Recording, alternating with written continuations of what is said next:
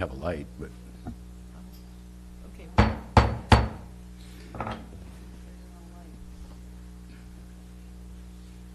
here we go. Always got to wait for the cameras to come up. You know, we don't want to waste all these pearly words. All right.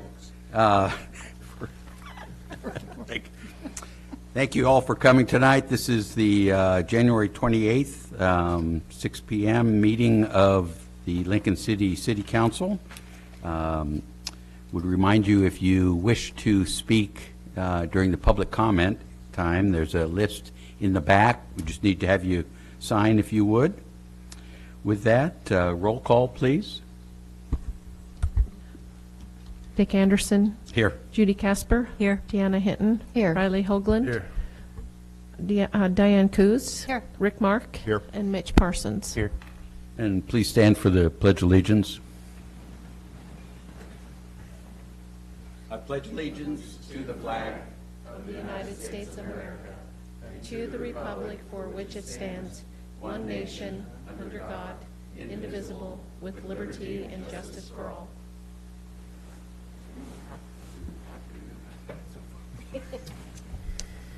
All right, our first order of business tonight is consent agenda consisting of two items: minutes of training, our training meeting on January 7th, 2019, and regular minutes for the regular meeting on January 14th, 2019.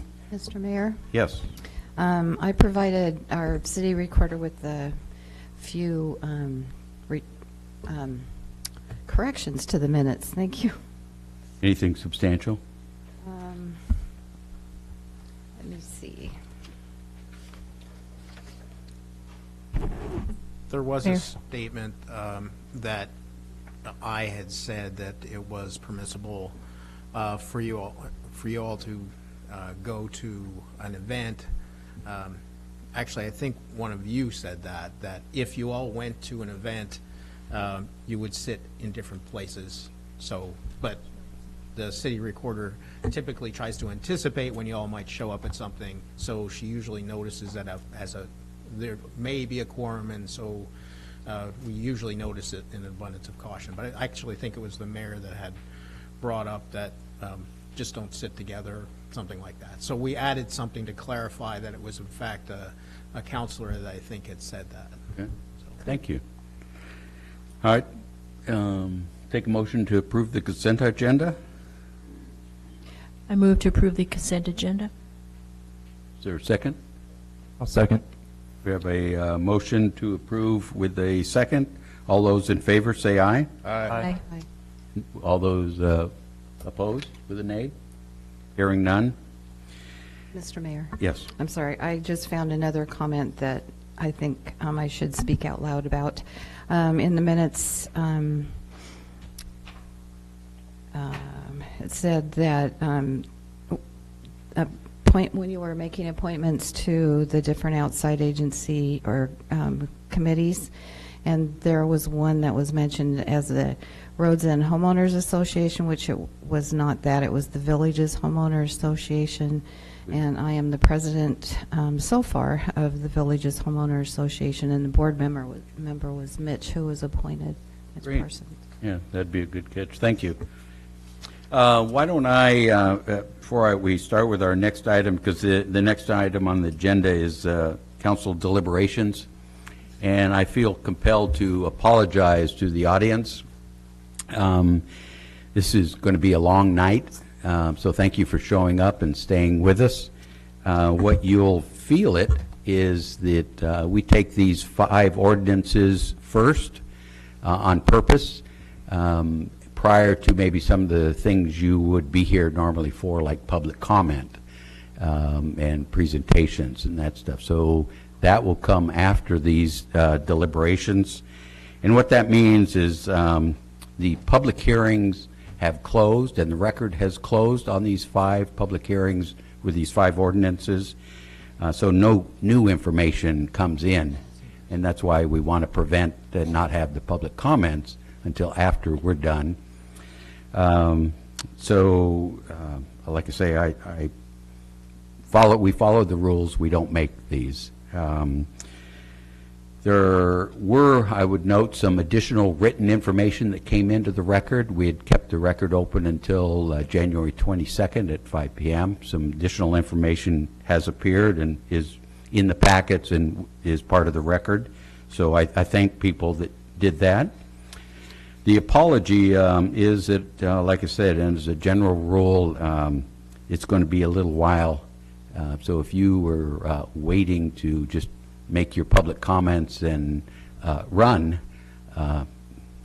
you'll be here for a little bit. Along with, we have some other public hearings later in the meeting, like sign ordinance and stuff. So that's towards the end of the meeting. So sit tight.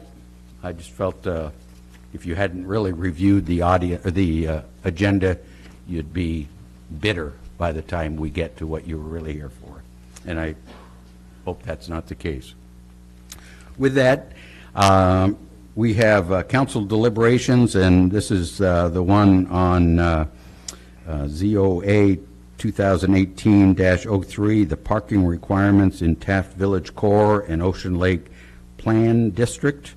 We had the hearings on the January 14th. The ordinance is be handled next, and that's 2019-04.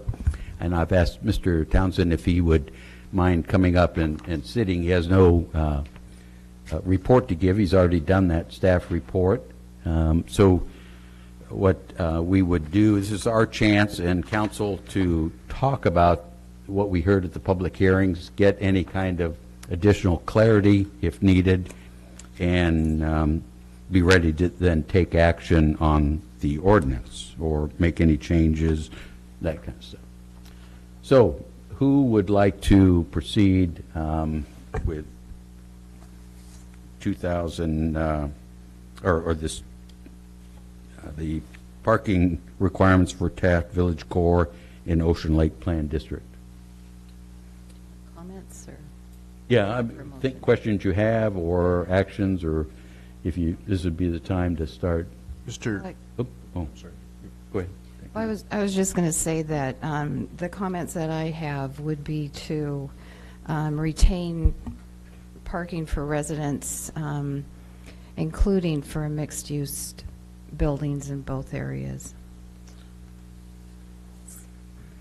So as I recall, this is commercial and mixed-use zones only, is right? Because multifamily remains with parking the same. I think that was the change. It does until later tonight. And then you have the chance to possibly change that. So if I can, Deanna, you're just saying what change you would make is add back in parking requirements for the mixed use? For the residential piece of the mixed use.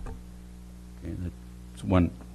Other people, thoughts? Mr. Mayor? Yep. Yeah, I just kind of an overriding question so I understand what's going on here. The original concern was motivated because there were people, investors that may have wanted to develop an older building, but if they were investing X percentage into that building, they would be required to add this parking under the current existing ordinance. The concern was that because of the parking requirement, staff believes because of the parking requirement, we're not seeing the redevelopment that we hope would happen in Taft or Ocean Lake after all the investment that happened there.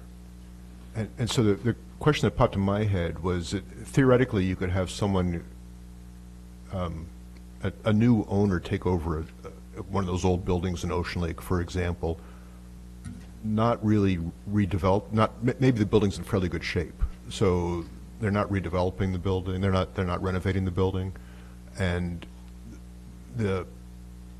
they would then not be subject to having to add parking to that building. You see where I'm going? If you don't invest more than 50% of the value of the improvements, the value of the building, then you're not required to come into conformance. But if you spend more than 50%, then you would have to come into conformance which in most cases would be impossible. So in other words, there are now, or there could be, people moving a new business into Ocean Lake and not having to provide parking. The parking doesn't exist now for them, and they're not under the current ordinance obliged to add parking. Right. Well, if I could, clarification, distinguish, when you talk business, it is related to the real estate. So, Right. I mean, if a tenant just changes a building, no. But if correct, the buildings that are there now have parking requirements of which they complied with.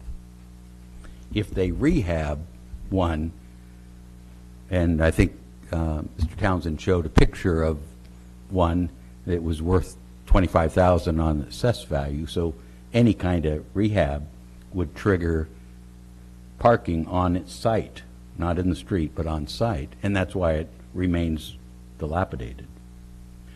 So if this ordinance passed, that requirement of providing parking on site would not be there. Right. Correct. So now your question, so existing doesn't matter, but if the ordinance going forward, I guess what I'm trying to work through my head is this is really only going to be a change for a developer or investor who is looking at a property that really needs a lot of work.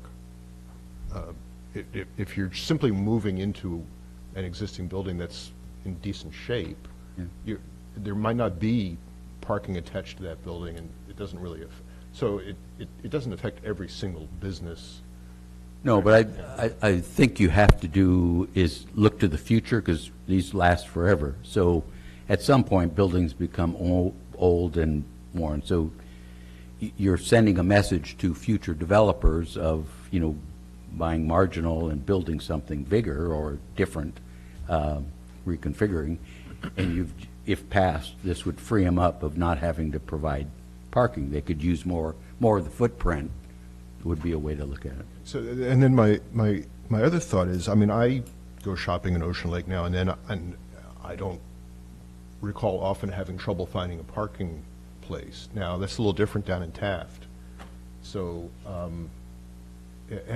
is there a history or an anecdotal story of people being concerned about not adding this parking on these particular buildings that might get redeveloped? Back in 2002, when Urban Renewal Agency was was doing the planning for Ocean Lake and starting at the investment there, they did a parking study and found that in virtually every case there was plenty of parking.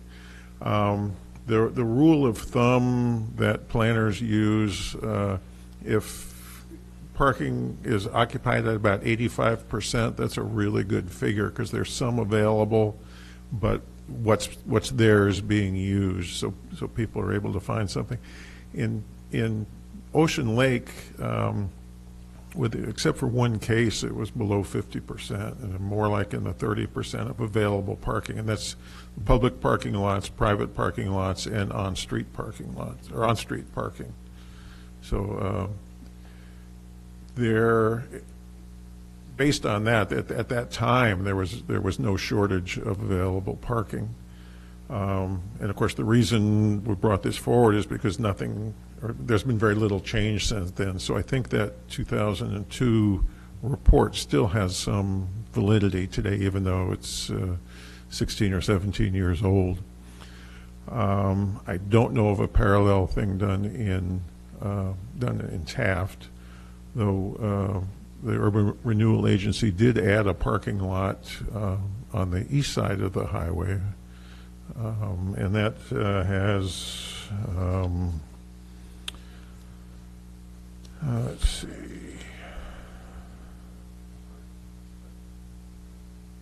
'64 spaces.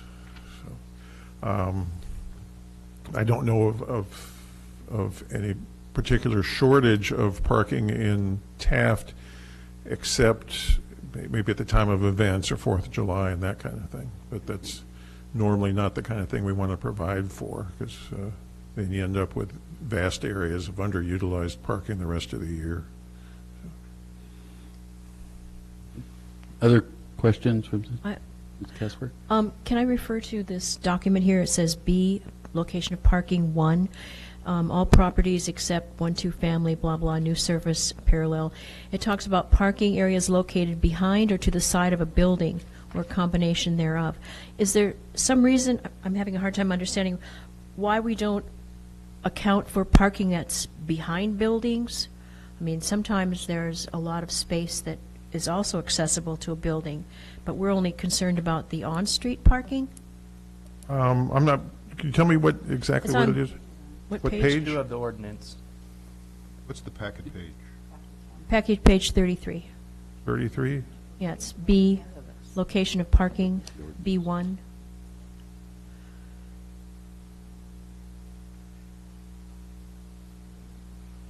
It says it must be eligible to meet part or all the parking requirements for the development of that parcel.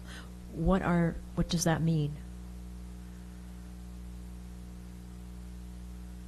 Okay, I'm sorry, ask the question again. Well, if you're talking about parking behind the building or to the side of a building or a Right. combination, and then it says that these paved parking spaces, they must meet Street or alley.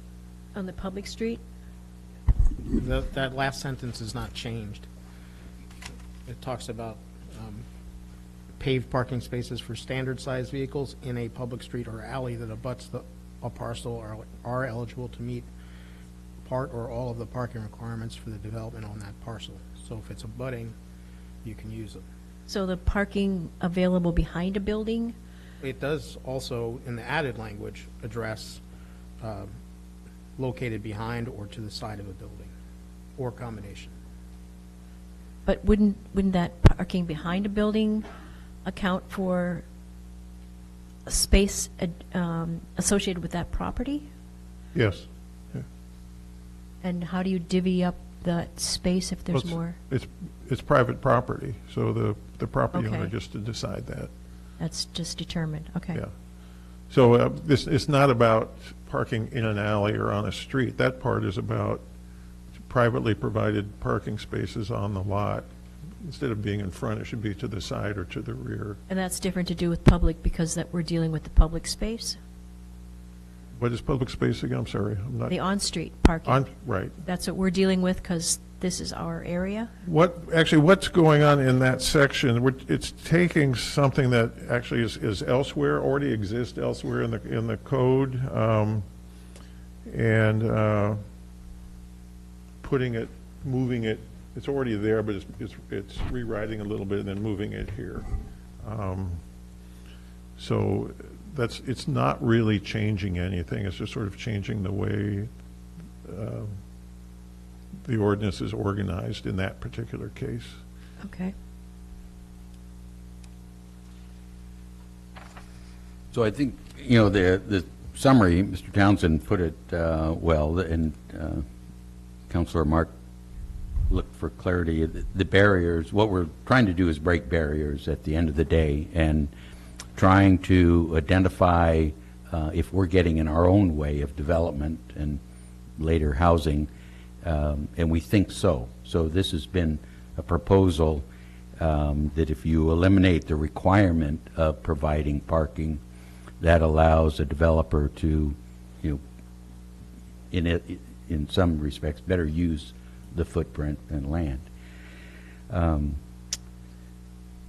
Councilor Hinton brought up the issue of providing parking for mixed use. Mixed use is, in essence, commercial on the first floor and then housing above. Just the residential. Yeah, and parking just for the residential requirement. I wrestled with that myself. Again, we're in a commercial zone or a mixed use zone, and I was torn. I've come to the conclusion, though, that the nice thing about this is the developer is taking the risk. He or she is going to use her own money or the bank's. And so between those two, they would certainly be thinking about, if it's a commercial space, where the patron's going to park. If it's residential space, where the tenant's going to park. And for me, I kind of like that rather than requiring it. We all come from or have seen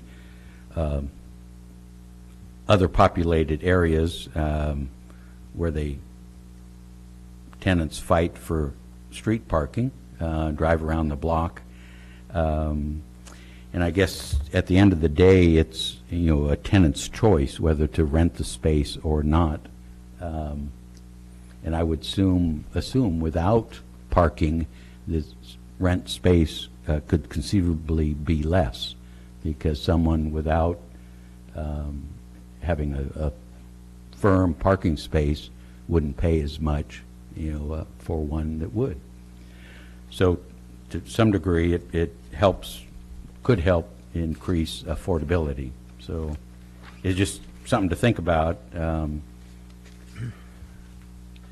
So, yes, Councilor? Just to follow up, Councilor Hinton's comment was basically to restrict the removal of parking to commercial portion of mixed use. Right. So in 1745-080A1, it says commercial and mixed use. You would want to, if you wanted to take her suggestion, you would say commercial and commercial portion of mixed use. Right. And that would then default the mixed use residential portion to the next sentence, which is 1 1/2 places, parking spaces per dwelling unit. And a very similar change you would make on 1750-120 B2. You would basically qualify the commercial portion of mixed use. Just in case you were thinking about it, that's where it would be. Any other discussion? Councilor Hoagland, you've been quiet, unusually quiet. I feel the same, with the mixed use part of it, it's gonna be right there. So. Any other, yes, I Councilor just, Cruz? a question again. I keep thinking of the future in the sense that if I'm looking 5 years, 10 years, and that we know Explore Lincoln City is going to do a fabulous job and create Lincoln City to be this trendy green place to visit, and somebody comes in and purchases the block on, from, what is it, the antique store, whatever, one of those stores there, and creates this beautiful commercial building and then mixed use on top, but is not required to offer any parking. Is that, am I seeing that wrong? If somebody comes in and buys up 4 different properties and it's 20,000 square feet, 3 stories high, and you've got mixed, residential on top, but you've got commercial on bottom, they're not required to have any parking? As this is written, they would not be required to have any parking. As Commissioner or Councilor Hinton's suggestion is that for the residential part, they would be required to have parking, off-street parking. If we change If you to make how that it reads change, right now? yeah. I guess because we are a tourist town and we're not, our tourists are coming in vehicles, that parking is so important to especially Ocean Lake area, that if I don't have a place to park, am I going to keep going and not stop and visit the little stores there? I guess I'm struggling with that one. Councilor, if I could help you with that. Please help me with that. Again, Councilor Hinton's suggestion is just provide parking for residential. The ordinance says no parking needed, required by government. I would contend that I can't think of a developer / owner / anything wouldn't be thinking for themselves, if I build a building, who will come? And in a town like this, perhaps they do need parking. But it would be their decision, not yours. So I agree with everything you're saying of, they might just drive on by the tourists. So the owner of the building would be in charge of drawing them in. And I agree. I can't imagine not having parking. But we have a 101 through Ocean Lake that certainly, a lot of buildings there that don't have parking. They have 101. We have public parking spots. But I think prudent developers do provide their own. So for me, it's a question of whether we require it, demand it, or you leave it up to the owner who is gambling his assets. Mr. Mayor. Yes. So, Mr. Townsend, the development that's off of 51st Street, is that mixed use? And it's right on the corner of 51st and 101 Southwest. The new one, yes. It is mixed use? It is mixed use. Do you know where their did they have to follow that parking lot? Because they're on 101, they're able to count on-street parking. Mm-hmm. So they were not required to provide any off-street parking. I was just wondering how they would make their one. Let's take, for instance, that closed antique building that could be mixed use, right? Where would they put that parking space, if it was redeveloped? In my mind, they're going to carve out and paint one right on the highway? Because I wouldn't see that there would be a place. They couldn't do it on the highway. Couldn't. But where would it be? So we're talking theoretically. Right. Now let's talk an actual building. That building, if they were mixed use, where would that parking space be? That would be up to the developer to decide. Well, sure, you can't create another space. That's what I mean. So if we prevented them from doing that, they would be unable to make that a mixed-use building with residential on top by requiring the residential portion of that to have 1 1/2 spaces, is my point. Thank you. Maybe. So you would be limiting, sorry. No, go ahead. Yeah, you would be limiting the pool of investors. Correct. Who might be. Correct. Right, and what the idea of this ordinance is to expand the pool. Correct. Yeah, I mean, it's not like we're taking parking away. Parking is there. Correct. Either way, you're not going to make a new space. Councilor, Parsons? If I may. Yep. I would say we are Hey, taking, some spaces away by having that 51st lot on the market. That's going to take those spots away. But I guess my question to you would be, this in no way affects parking for VRDs in those zones, does it? Right. So, anything new? Anything, take action on, you have an ordinance, ordinance 2019-04 is, as it reads, eliminates parking requirements on both commercial and mixed use. Entertain a motion. Mr. Mayor, I don't know if this is the time, I did have a little typo. Okay. On the ordinance? Yeah, on page 37 of the packet, under number 6. Line 6? Well, it is, actually, it happens to be line 6, where it says, "and the street to which is it oriented." Should be "it is" instead of "is it." That's all I got. Okay. Well, thank you for that contribution. Line So- 6. Mr. Mayor? Yes. Could I ask if I would have support if it was limited to 1 space per unit for the residential in the mixed-use area?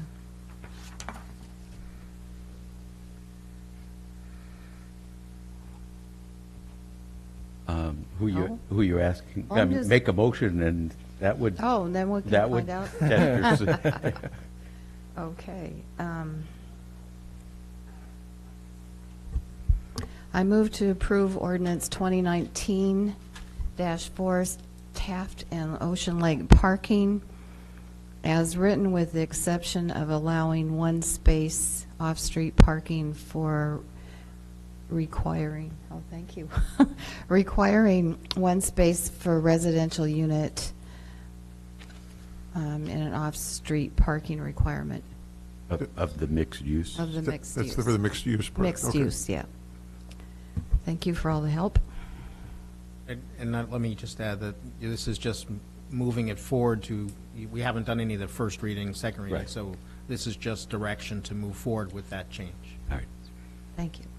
I need all the help I can get. So the motion is to move forward, if it would, with a change to the ordinance requiring in mixed use, the residential portion, a minimum of one space per unit. And did I hear a second? Second. We have a second. All those in favor, say aye. Aye. All those opposed with a nay? Nay. Nay. How about a roll, Raise your hand. or, I'll change it. Roll call. yeah, just a, Anderson, nay. Casper, Yes. Hinton, Yes. Hoagland, Nay. Coos, Nay. Mark, No. Parsons. No. Motion fails. Okay. I tried. That's how we test. Okay. So then, Mr. Mayor, yes. may I make a motion to pass forward Yeah. the ordinance as written? Move it forward to first reading. May I make a motion to move it forward to first reading as written? I'll second that.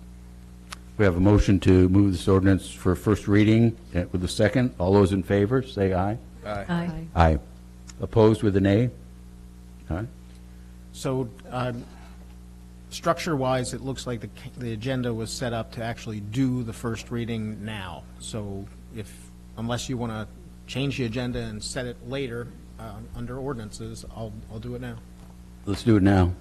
Okay, this is first reading of ordinance 2019-04, an ordinance amending the Lincoln City Municipal Code, Title 17, zoning, amending Chapter 1745, Taft Village Core, TVC Zone, Section 1745-080, parking, and Chapter 1750, Ocean Lake Plan District, OPD Zone, Section 1750-120, off-street parking and circulation, to reduce or eliminate off-street parking requirements in the Taft Village Core and the Ocean Lake Plan District zones. Looking for a motion to approve first reading of the ordinance. Mr. Mayor, may I make a motion to approve first reading of the ordinance? Is there a second? Second. All those in favor, say aye. Aye. Aye. Opposed with a nay? Nay. There was a nay. It- Because there was a no vote, council, this will be on the next meeting for second reading. Thank you. Let's go to next one, which is, and you want me to go with, Kathy, do you have a, Do a roll call on that oh, first reading. okay. Do a roll call. Yeah. Anderson, Yes. Casper, Yes. Hinton, Yes. Hoagland, Coos. Coos, Nay. Mark, Yes. and Parsons. Nay. Motion fails. Motion what? Motion passed. The motion passed, correct? Second reading will be Second set reading. for the Right. next meeting. Comes back, sorry. Before we go, I'm hesitant because I didn't read the script. Do I have another script for the next, and I'll do it right this time? Just for the record, did anybody have a conflict of interest that wasn't previously announced, that they would need to announce on the item that we just passed? Seeing none? None? Okay. Let's move ahead then to ZOA 2018-04. This is the, Is it 2019-04, right? Not 2018. well, yeah, but it's ZOA, not the ordinance. They trick us. It is actually having to do with ordinance 2019-02. A lot of numbers here. This is the one on the 4 flat dwellings. And let me go to 4 flat dwellings.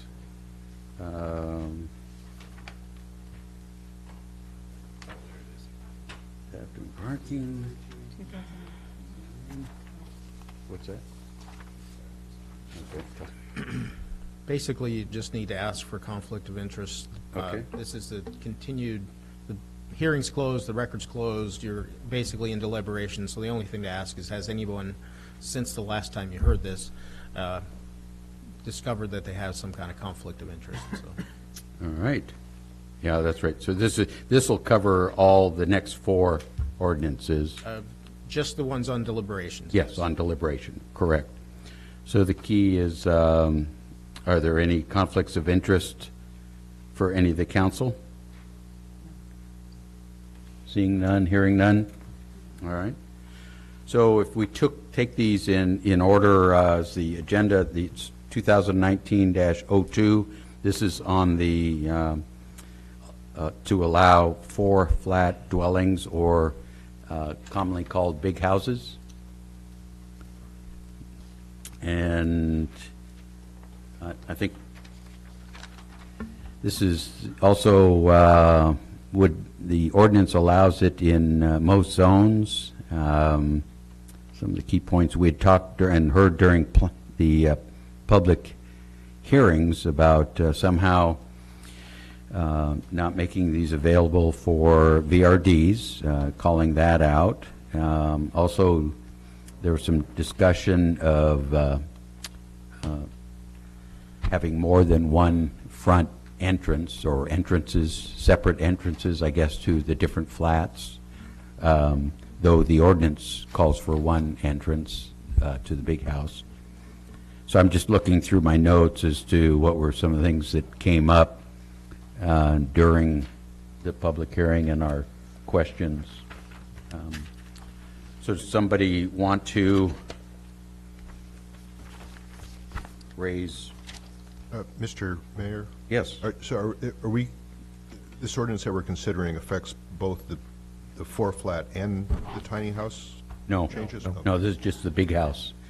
With big house that has 4 units in it. So Right. think of it as a 4-plex, but looks like a house. And this is ordinance 2019-02. The public hearing concerned all these items, but they are all broken into separate ordinances, so you can make sense of them. Mr. Mayor? Yes. I have a question, putting vacation rentals on number 6, packet page 80. I thought the 4 flat dwelling was to encourage workforce housing, but we have it in the VR zone, and it seems like that would not be an appropriate place for a 4 flat dwelling. I'd like to propose removing that. To the VR zone. Are there other residential zones, Mr. Townsend? Not that the VR zone is a residential zone, but, yeah. Trying to think what I'm. If you're asking, would 4 flats be allowed in other residential zones, actually, yes, they'd be Yeah, allowed in that's where- all residential zones. That's where we'd like them to be, correct? Right, in that's what the residential. ordinance is written for. Yep. The language Mayor? on page 80 is actually all the zones where vacation rentals are allowed, except for the R1, which has a cap, and the Roads End zone, which has a cap. So those districts that are listed there currently allow, as permitted uses, vacation rentals without limitation. So those will be the only locations where a VRD could be in a building. 2 of the 4 flat, I guess, could be VRDs, and the other 2 could be, short-term or long-term. Mr. But I Mayor? thought the purpose was to encourage workforce housing. And in that zone, it would be empty sometimes. It wouldn't be applicable to encourage workforce housing. Okay. Mr. Mayor? Yes. I have several comments, but that's the first one on my list as well, so I support Ms. Casper's idea of not, that these would not be appropriate for VR, okay. D rentals, because they are for workforce affordable housing. So if we were looking at alternative language, it would just be 4 flat dwellings may not be used for vacation rentals, period. Yes. Across all zones. With, even if it's in a commercial Right. zone or a VR Right. zone. Doesn't matter. Exactly. Right. And I would support that rather than saying they're not allowed in a VR zone. Just say they're not able to be vacation And I rentals. can support that. If I can, we encourage vacation rentals now in commercial zones. Right? I mean, it's a stated use. But So why would we exclude that? Because that's where we want them. And if it looks like a big house, we'd probably add appeal, maybe in a commercial zone. So architecturally, it's not. So I'm having a little trouble worrying. The argument is a good one. If it was in a residential, I would agree with not allowing, VRDs, because that's where we want the workforce. But per our ordinances now, we beg them to go into commercial zones. It just, Are 4 flats currently allowed in the VR zone? No, They've never been allowed. right. Mr. Have Mayor, they been in any part of the city allowed? Been allowed in, well, they've basically been, well, the way we define 4 flat here, in a sense, they've been allowed, but I don't know, because we allow like a 4-unit apartment building. 3 or more units is multifamily. So one could build a 4 flat dwelling in the multifamily residential zone and in commercial zones. And I mean, of those possible places, have any of them been VRDs? Do you know of any of those multifamily units in commercial zoning, have those been? There have been a couple, or a few VRDs in multifamily dwellings. I don't know if there still are, but I know there have been. Sure. Because if they don't really happen. Mr. Mayor. Councilor Hinton. I would just say that I'd like to stick with the reason that we're even talking about this, which is affordable workforce housing, and that we need it. And I also have a bit of trouble seeing these as VRDs. What if a 4 flat was built and they were all 4 a VRD? Then do they have a manager on site because it's all in one build? I mean, I think we get into kind of a world of what ifs if we allow them as VRDs. I think they should remain for the purpose at which they were designed, and that we're talking about them as affordable and workforce housing, period. Do you have another item? I have several. I also am not sure, the look of them is appropriate in single-family residential zones, but it changes the zone then. I think back in the Planning Commission days, I think that was called down zoning or something like that, if you change the use of a zone to something different. And so I don't think they belong in a single-family zone, because that wouldn't be single-family, then it would be multiple family dwellings, so it's not the same animal. If I could, Mr. Townsend, is a 4-plex not allowed in a residential zone, an R1 zone? Single Right, family. it's not allowed. It is not allowed, okay. So It would be under this ordinance, but it's Right. not allowed now. So a duplex would be allowed in a R1 zone? Right. Okay, but not a 4-plex. So you could have, like on a 5,000 square foot lot right now, you can have a single-family home with an accessory dwelling unit. So on two 5,000 square foot lots adjacent, you could have two principal dwellings, two accessory dwelling units. So you could have four units on 10,000 square feet, which is what this would allow it, just in a different form. It's multifamily. Okay. Just, The other issue is one that I keep bumping up against is the parking spaces for these 4 flats. I think we should consider 1.5 parking spaces, so there'd be 6 parking spaces per a 4 flat dwelling rather than 4.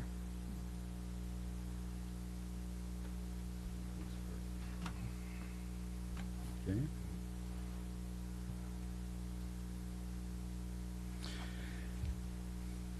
All right, I think I'll stop for a minute. okay. Other, Ms. Casper, did you have something a minute ago? No. Okay. Anybody else? Can. Yep, please. I had a couple things. Top of mind was Yep. no VRDs, but I don't think we necessarily should limit it to 2 bedrooms. I think we should let the developer or the market decide what's needed if we're going to allow them. And with the 1 main entrance, I think that should possibly be per street facing. If it's a corner lot, should possibly allow 2. Other than that, I don't got nothing. So yours was, you like the house being, looking like a house with 1 entrance, but if it's, say, on a corner lot, you'd like the capability of having another entrance on the each other street side, facing. on each street, so a corner lot, right, okay. Mr. Mayor. And what was, your other was the, Not limiting to 2 bedrooms. unlimited, yeah, unlimit the number of bedrooms, okay. You need to, when you get, right into that mic. There, yeah. Somebody, Mr. Hoagland? I would support just 2 entrances, period, to them, regardless of street facing. I mean, you're looking at 4 separate families essentially trying to come out there, that first door, and then into this common space and all of them. In the case of an emergency, I just think it'd be better to have the 2 regardless. So, if I can, and I hear you, the argument would be, this is proposed because it looks like a big single-family house in a single-family R1 zone, if this was to pass. Sure. So, and I'm just putting out there, the minute you put more than 1 front door, How many doors do you have in your house right now? Do you have a front door and a back door? actually not. You don't have, I mean, but A slider. typically houses have a front door and a back door, and it would be essentially the same thing outside of your immediate unit door. You'd still have 2 exits similar to a pretty standard front and back door. Okay, so maybe I apologize. You I'm walk looking in- at the front of a house. Is one door. Oh, okay. When you Well, then- go into it, and then when you go through that door, there's 2 on this level and 2 above. Right. But then straight through is another door. Gotcha. 2 exterior doors, 4 internal doors. Okay, that makes sense. Okay. I'm just looking at the. Sure, not appearance 4 doors. around there. Right, no. Yeah, okay. Mr. Mark? To that point, I mean, I see a safety issue there. If you're only, if there's a fire, you want to have Yeah. as Right. many exits as, you want Right. more exits Right. possible. My other thought, and Councilor Parsons, I like the idea of allowing more bedrooms. The one comment we had from a developer said he makes that work, and again, let the market decide. That developer also said he was able to create these in multiple stories, and I notice I made a note here for packet page 93, and I don't know if I'm in the right place there, but the part of the definition,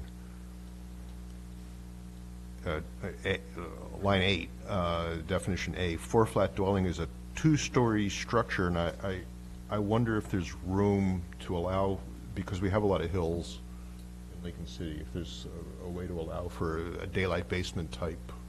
You know, you could have 2 stories above the daylight basement, and one of your 4 units could be down below grade. Even if you keep the two-story limitation, in many cases, maybe most cases, a daylight basement, depending on exactly how it's laid out, how it's fit into the slope, would not count as a story against those two. But if you want to make it explicit, it certainly can be made explicit that a daylight basement doesn't count. So it's not necessary to do. Right, and well, I'm saying it, in many cases, it would not be necessary, but if you want to make it explicit that it's not, that the daylight basement doesn't count, then that can be, some language can be added. And that same developer also brought up about habitable attic space. So basically, daylight basement, 2 stories, and an attic was what he was advocating. Isn't that a separate section of this? That particular thing? What do you, Isn't that another ordinance coming up no, forward? no, it's in. That is this part of this that's one? when- It's this yeah. ordinance. Yeah. And now I'm remembering, I thought we had talked about a potential eliminating the 2-story and staying with the height. Because Right. we have now a height requirement, Right. Right. maximum. And that was what the planning commission recommended. Yeah, okay, now, the ordinance doesn't include that. We didn't change the ordinance to We reflect didn't, that. to match that. So that would be one, if you're more interested in staying with our existing height, we'd need to make that change into the ordinance. And that, I think, to your point, both on this end of flexibility for the developer then, to, And Mr. Mayor, and I'm sorry, I just had Nope. Go. Okay, I'm sorry. The other thought on allowing another entrance is, as far as where's the parking going for a particular dwelling? If you could have an entrance in the front, you might have parking in the back, and you'd want to have an entrance from the parking area in the back. It wouldn't necessarily be obnoxious or... In the little memo beginning on page 46 of the packet, going over to 47, I suggested some possible language to change it to appearing to have a single exterior entrance at the front of the structure with other entrances permitted from the rear or side of the structure other than from a side yard. Street side yard, I'm sorry. So a street side yard is on a corner lot. You still would only have an entrance from one street. So, Mr. Mayor? yes.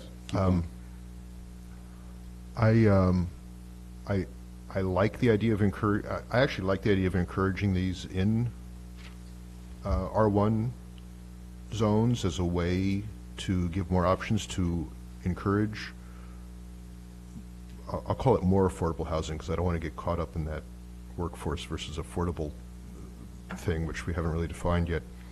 And continuing that thought, allowing only one parking space rather than the 1.5, I think adds to the affordability, right? That was part of the motivation for that. right now, each dwelling unit is, no matter whether it's multifamily or single family or duplex or whatever, it's required to have 2 parking spaces. So as written, it would cut it to 1 as a means of promoting affordability. If you, like for a 4-plex, would require 4 spaces. If you wanted, as Councilor Hinton suggested, making it 1.5 per dwelling unit, then you get a requirement of 6 parking spaces for a 4-flat. And Mr. Mayor, my just last thought is I don't really understand the objection to including these in a VR zone. I mean, we wouldn't be allowing a developer to add whatever he wants in a VR zone isn't really going to affect, I'm not sure how that affects affordable housing throughout the city. As long as we're including these in non-VR zones, we're doing that to encourage affordable housing. If someone else comes along and happens to want to put one in Olivia Beach or whatever, I don't think that bothers me. Mr. Yep, Councilor? Mr. Mayor, I would just like to find out, I stand opposed to the allowing these in the R1 single-family residential zones, and I might say especially the R1 RE, which is roads in. There's only one road in, one road out. We're already inundated. I live in that neighborhood. We're already inundated with cars parking everywhere, and I just don't think that's a good idea at all. But I wanted to ask a city attorney if we do allow these in residential single-family zones, not RE, but the other ones, I guess, then is that a potential down zoning, or however I'm trying to remember from my planning commission days? I believe that this is adding, number one, we're required to notice the property owners when we propose to add a use to your zone. So this had Measure 56 notice to all property owners. I actually think it's adding a permitted use to a zone. It's not down zoning. It's actually adding a possible use. The Section 1 would add it to the R1. Section 2 of this ordinance adds it to the R1 RE. If council doesn't want to add this use to those two zones, you could not adopt Sections 1 and 2. Otherwise, I don't think there's any notice problem. You're amending your zoning code. We've given all the proper notices, and I don't think it's prohibited. Okay, and I'd also like to point us to page 71, which are from the Roads and Improvement Association. That's from their comments.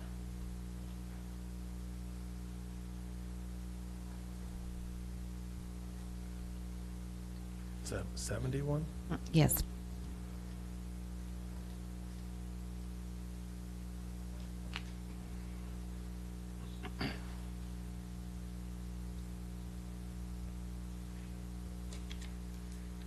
So their request is not to adopt it in the R1 RE, so that would eliminate Section 2 of the ordinance. Mr. Mayor? Yes. Can I ask Mr. Townsend on page, this is going to sound funny, but on page 46, you referred to the staff opinion on including this in Roads End, and I actually didn't understand what the staff was saying here.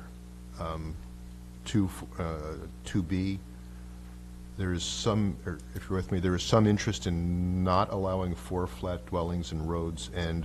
While staff is opposed to this, Opposed to not allowing them in roads. opposed to not allowing it.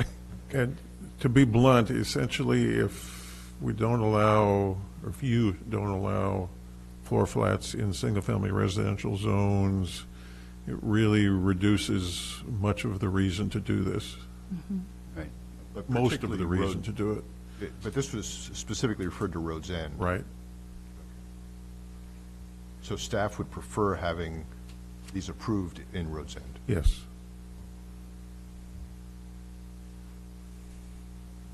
Any other comments? Did you have anything more, Counselor? No, I was just going to say that that would be a hardship on this neighborhood. Mr. Mayor, can I just, the point of what we're doing right now is to feel out what we're individually doing in order to direct staff, or we're going to Well, I've been trying to take notes. Sure. And, hoping others are, of the suggestions. And, perhaps what we could do is see on each item where council sits, to then, if they're few, then we can do like we did just before, make a quick change and go to first reading. Okay. If it's more than that, then we'd, So we're prepping it for a first reading. yes. Is that all right? Yeah, You all I right? appreciate it, thank you. Yeah. So, but I'm hoping others keep list. I've got a short list here. Okay. Any other questions here? I don't think it's a question. For me, it's I go with the 1.5 spaces on the 4 flats. Also, being a no VRD, if we're really going with the true intent of what we wanted it to be, was for workforce housing, I think, we need to have no VRDs on that. Also, 2 doors, or as it said, 3, I think, at one point, just for safety reasons. As far as zoning, as to where it goes, I'm open for anywhere.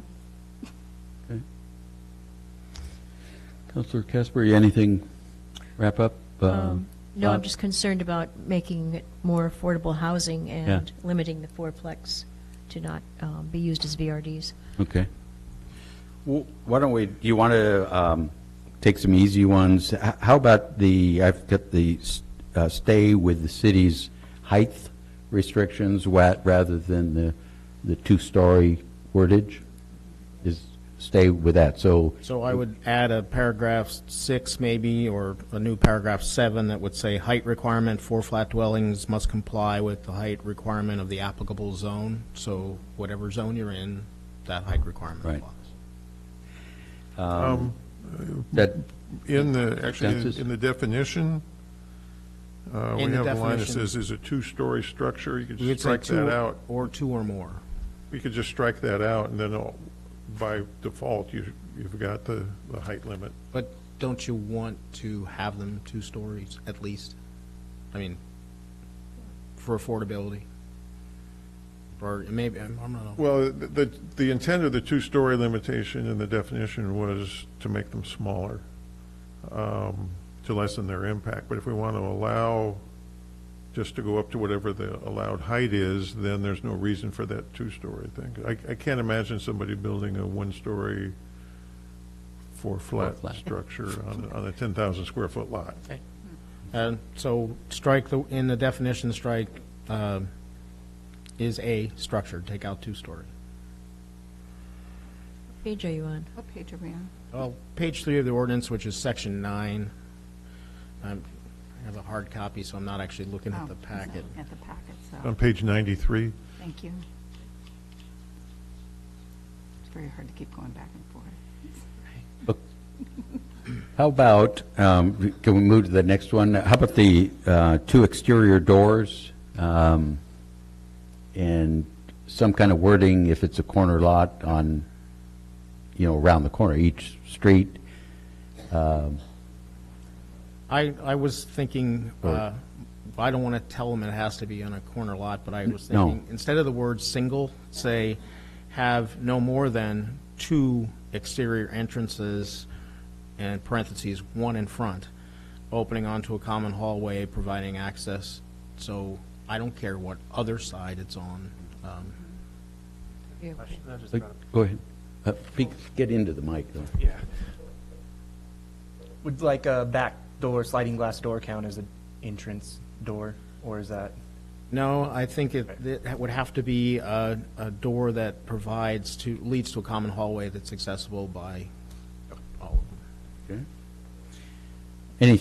Is that all right on that word? That's one we'd brought up. Parking spaces, currently it's 1.5 per unit. the way it's written, it's 1. One. So, yeah, in the ordinance, it's 1. In In our discussion. current zone is 1.5? 2. Oh, 2, okay. So the ordinance calls for 1. Thoughts on that? 1.5. 1.5. I'd go along with 1.5. 1.5. Okay? So we're changing the word 4 to 6 in the Yes, ordinance? yep. See, you guys are easier than you thought. Okay, then I have 3 items left, not in residential zones, not in roads end, and not VRD eligible. Are those the 3 that you see on your last remaining? So let's do VRD. Oh, The there's one more for your Oh, list, which is the number of bedrooms unlimited. Oh, yes, thank you. For vacation rentals, there's language that's in the ordinance which limited this to certain specified zones which currently allow VRDs. Instead, you would substitute vacation rentals for flat dwellings shall not be used as vacation rentals in any zone. Or the alternative being, in the zones where VRDs are permitted, they're allowed. You know, I'm still torn. The reason being, I haven't seen a lot of vacation rental dwellings units in commercial zones. So I guess I just hate eliminating that, just because that's where we want them. However, you know, so that would just take out the bigger commercial zones, allow that. If the rub is you're concerned about the VR zone, you know, it's already designated as vacation rental, so I'm having trouble figuring out why that impacts. They probably, the ones that are around in the VR zone is covered pretty heavy with CC&Rs, which probably restrict all sorts of things. But I'm just trying to figure out why that bothers us, where we've already done a big zone that says you can have unlimited VR. I guess I would point out that the language also says the VRD must meet all the applicable standards of LCMC 1780-050 and obtain a license under Chapter 514 LCMC. So you'd have to comply with all the parking requirements. So if you chose to locate a flat dwelling in the VR zone, you're not going to only have 6 parking spaces. You're going to have to comply with the VR requirements or the vacation rental ordinance requirements for parking, which is going to be a lot more. And then I would have to ask, is there going to be an on-site manager? Because it's no longer just a house. It's a whole nother animal. I don't think physically the needs to make a 4-flat to a VRD physically will be unable to happen typically, is what I heard. Right. So I'm it guessing it's going to be more difficult, but It'll be very challenging. Is that correct? challenging. Right. Challenging. Challenging. So I guess I'm pushing for why have that restriction? I mean, it's, because that's a product, you know, we do relish, and it's part of the lodging. So if somebody can find a way in a commercial zone or VR zone, you know. I would offer some middle ground, which would be that they could be allowed in the VR zone, but in the other areas, we're really trying to, even in the commercial area, I'm sure people wouldn't, I mean, we're doing mixed use, we're pushing mixed use buildings, so we could definitely have a 4-flat, but have it for affordable workforce housing and not VRD rentals. So what's the flavor on that one, Council? Is there? So does this mean it should not be used as a VRD, a fourplex, regardless of the zone? That's not what the ordinance says, but that's what's being put on the table. I think we did have a consensus, maybe not, of the VR zone is no longer an issue. Well, but then you just turned around and said, well, it could be in a VR zone. It would just be difficult, right? well, yeah, I think that if you want to do a VRD, you're going to have to comply with the VRD standards, and that means, 1 parking space per bedroom. So if we have, 2 bedrooms, you don't get away with 1 parking space, or 1.5, you have to have 2. So yeah, it's going to be more of a challenge, but in a commercial zone or a VR zone, if they have sufficient space, they may want to do that. It's up to you. Maybe you want to take the list in the language that I wrote as in the council communication.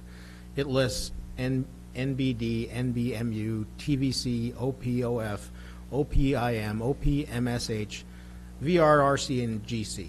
Maybe you just want to pare that list down to the only place where you can do a 4-flat dwelling is VR, RC, and GC, or you choose.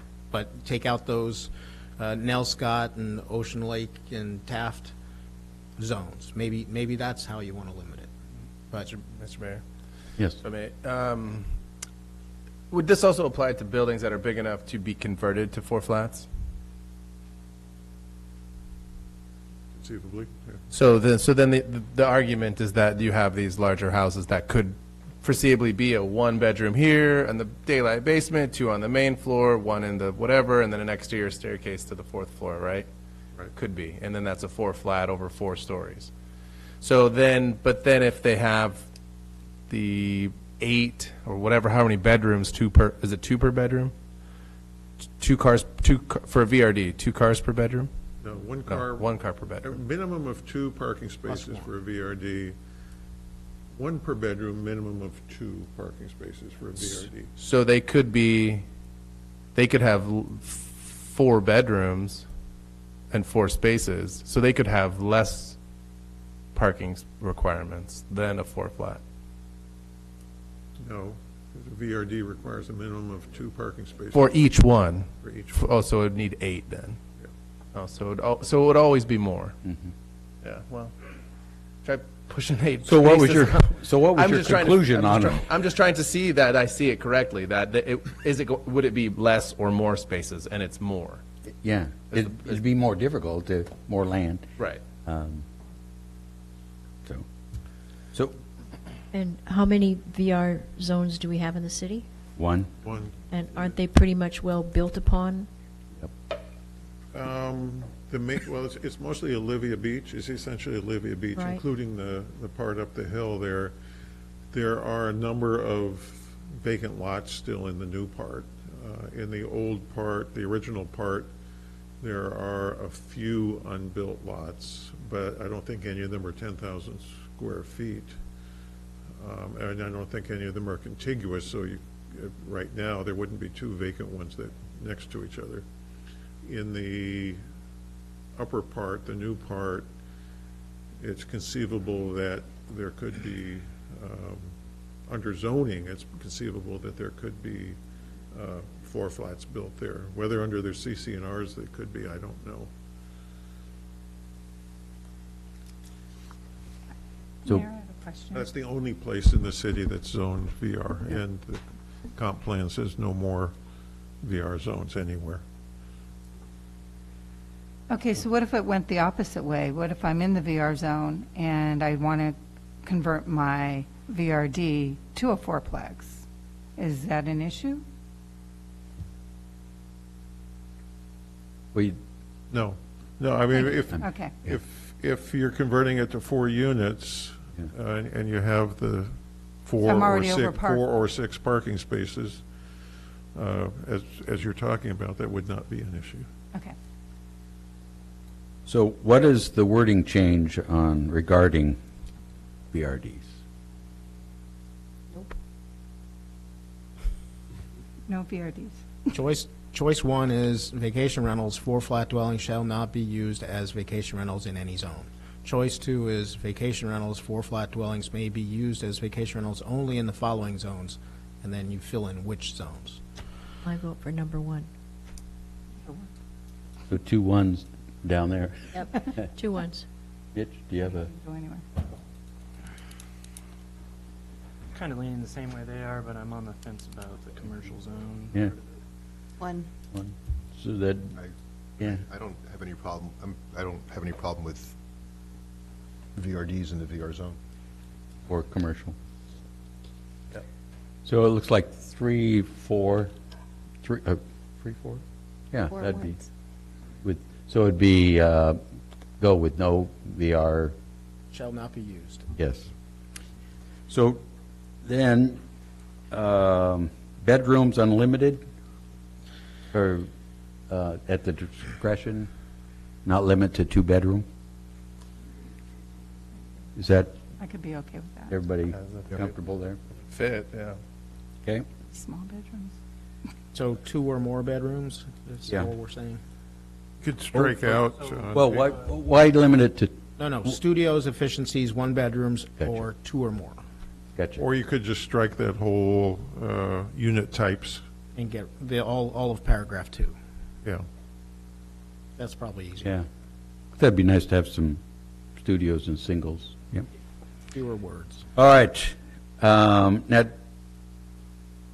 I'm just wondering, the not in residential, we just struck no VRDs in any of these, right? Right. So how do you feel now about big building, big house in residential zone? Well, my point was the single-family residential, so I still feel that that's changing the makeup of the neighborhood. And until we see if these pop up elsewhere and get to a push point where we think we need more space for them, then that would be another decision point for me. Okay, so, Well, it still requires 10,000 square feet, which you could ultimately say what you're saying right now, on 5,000, you can do a home and an accessory, correct?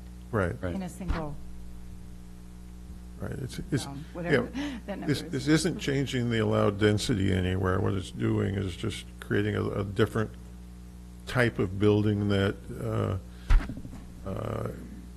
would likely be less expensive to build, so that then would tend to promote affordability.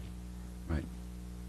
Mr. Mayor, I don't Yeah. understand how it's not changing density. If you're talking about adding a fourplex in a place that now would only have a single-family home. Again, if you have, on a 5,000 square foot lot, right now, you can have a principal dwelling and an accessory dwelling unit. So two of those gives you 4 units. And this is a 10,000 square foot minimum for a fourplex. Pardon? Two 5,000 lots. Yeah, it has to be a 10,000 square foot lot, so I'm not for eliminating in residential for that fact. And the other changes we've made that keeps it looking like single family, keeps it away from a plexi, fourplex looking. Yeah, Mr. I'm picturing my neighborhood that has a lot of older, Color City, that has a lot of older houses. Some of them need a lot of work. I think this might, I mean, the idea of this four-flat is it looks like a single-family house, so aesthetically, it doesn't really change the appearance of the neighborhood very much. I think it might encourage building, might encourage affordable housing. I do support Councilor Hinton's idea of not including these in Rhodes End, which is, We're not there yet, by the way, so hold that thought. all right.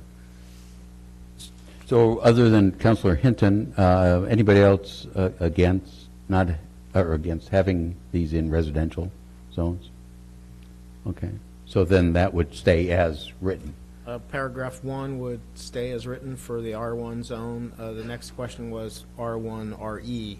Is that, So the next question is Rhodes End. So the case, as I've heard it, is existing density.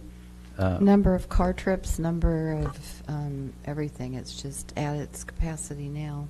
And that, who knows, that might change after our VRDs settle down to the cap, but right now we're experiencing a lot of traffic, and it's just not a good mix right now. If I may, Mr. Yep. Mayor, my problem with that also is the one-way in and out. Why is that a problem? That's a problem because it seems to be very backed up in the summer, and people getting in and out seems to be an issue safely. So I guess, you know, I'm just raising the question. I hear the traffic. If there's not a lot of 10,000 square foot, well, lots undeveloped in Rhodes End, so it'd be a conversion. I'm looking at Mr. Townsend. Right. There are some vacant lots of 5,000 square feet or more, and conceivably someone could take a vacant lot and a developed lot, demolish the house on the developed lot, other- or combine it Combine. somehow, yeah. Okay. That's exactly what I see down there. Okay. But if, okay, because where I was going was if it eliminates some of the frequency, travel, I would think a long-term renter wouldn't be having the same number of trips as constant tourist in and out going. So I don't think the argument holds well there, and the one way in is one way in, one way out, regardless whether it's tourists or full-time renters. Correct. So, and I think there is a plan in the short order, I think we'll see it in a couple of weeks, of a master plan of the villages that has connectivity to Right. Roads End. So, I mean, that we're aware of. So again, looking out into the future, I'm just trying to at least offer other thoughts on objections. Well, Mr. Mayor, I'd like to also remind us that it wasn't too very long ago that we just passed new zoning restrictions and legislation for the Roads End area, and so this is a little bit fresh on the heels of that, and I don't think it's a good idea at all. So, Mr. Hoagland, did you? I was just going to ask the year in which the ordinances came through Which for one? Roads End. When was it exactly that they got passed? The R1 RE. It was a little over a year ago, it was when it- 15 months ago, something like that. And what was our agreement that we wouldn't change? There was, that Oh, that was, we wouldn't rezone Roads End for 5 years after annexation unless there was we wouldn't initiate, the city would not initiate Sure. it. If someone else initiated it, we could. When was that? And that was, I think that expired in 2017, because we annexed in 2012, I believe. So, Quite, but it's okay. And if I can clarify, I'm not against this in the future. It's just, right now, I don't feel the infrastructure's there for so adding density. and I hear you. I guess I'm, There's- not that it's here, but there's a tendency when we're talking workforce housing and affordable housing and trying to create opportunities, when a neighborhood raises their hand, it feels a little bit of NIMBYism, of I don't want that in my backyard.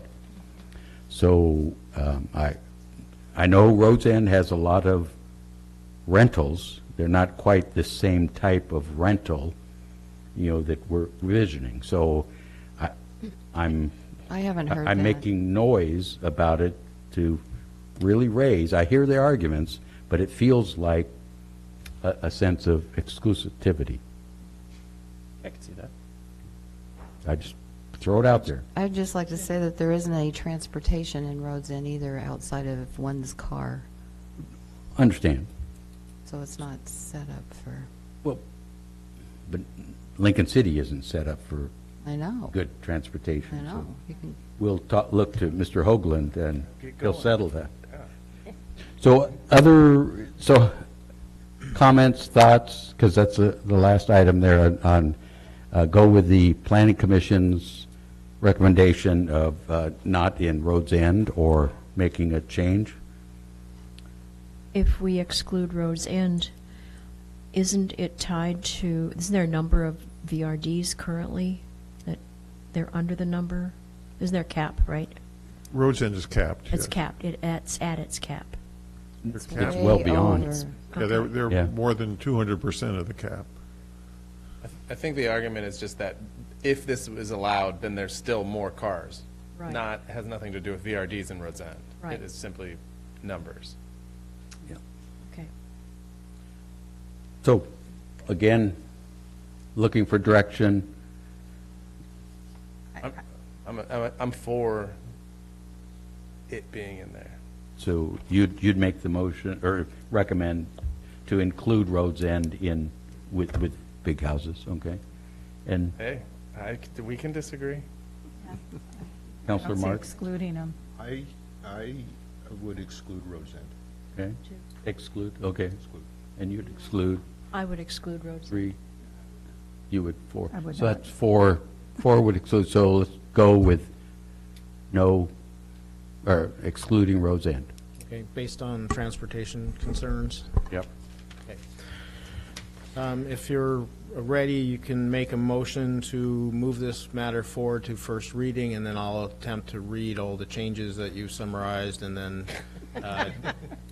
I would request that, even if it is unanimous, that we have second reading at the next meeting so that I can make all the changes, you can Yeah. take a look at it. Good idea.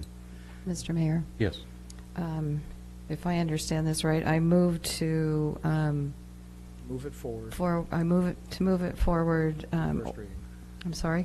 Move it forward to first reading. Right, move it forward to first reading, and it is ordinance 2019-2,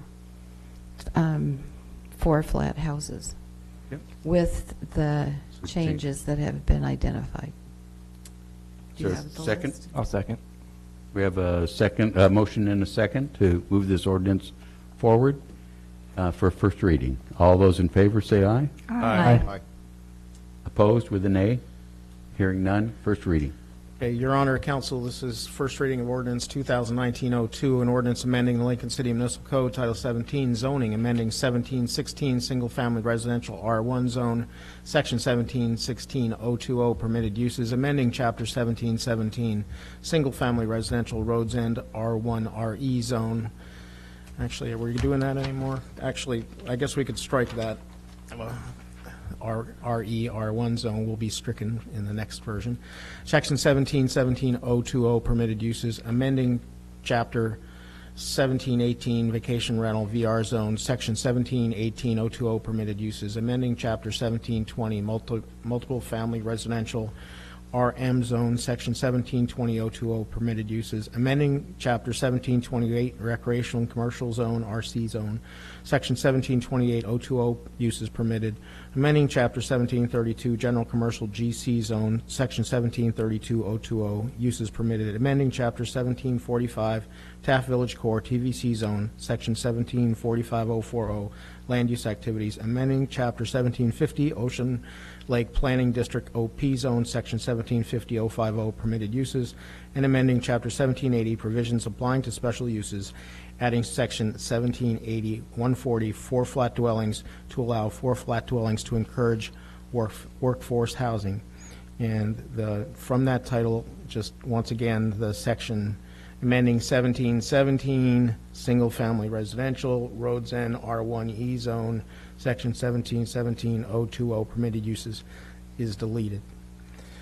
The second change would be the elimination of Section 2, which is the aforementioned Chapter 1717, single-family residential, roads end R1 RE zone, Section 1717-020, permitted uses. Paragraph A is amended by adding the following after item A5, 6 4 flat dwellings subject to the provisions of 1780-140.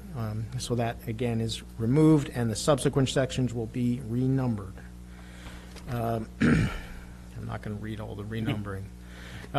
In Section 9, which will become Section 8 when it's renumbered, the ordinance will then read 1780-140, 4 flat dwellings. Definition of 4 flat dwelling is a structure designed to resemble a single-family dwelling containing 4 individual dwelling units and appearing to have no more than 2, one in front, exterior entrances opening onto common hallways, providing access to the 4 individual units within the structure. B, 4 flat dwellings are subject to the following standards. Minimum lot size, a 4 flat dwelling may be located on a lot of at least 10,000 square feet. No change there. However, paragraph 2, unit types is stricken.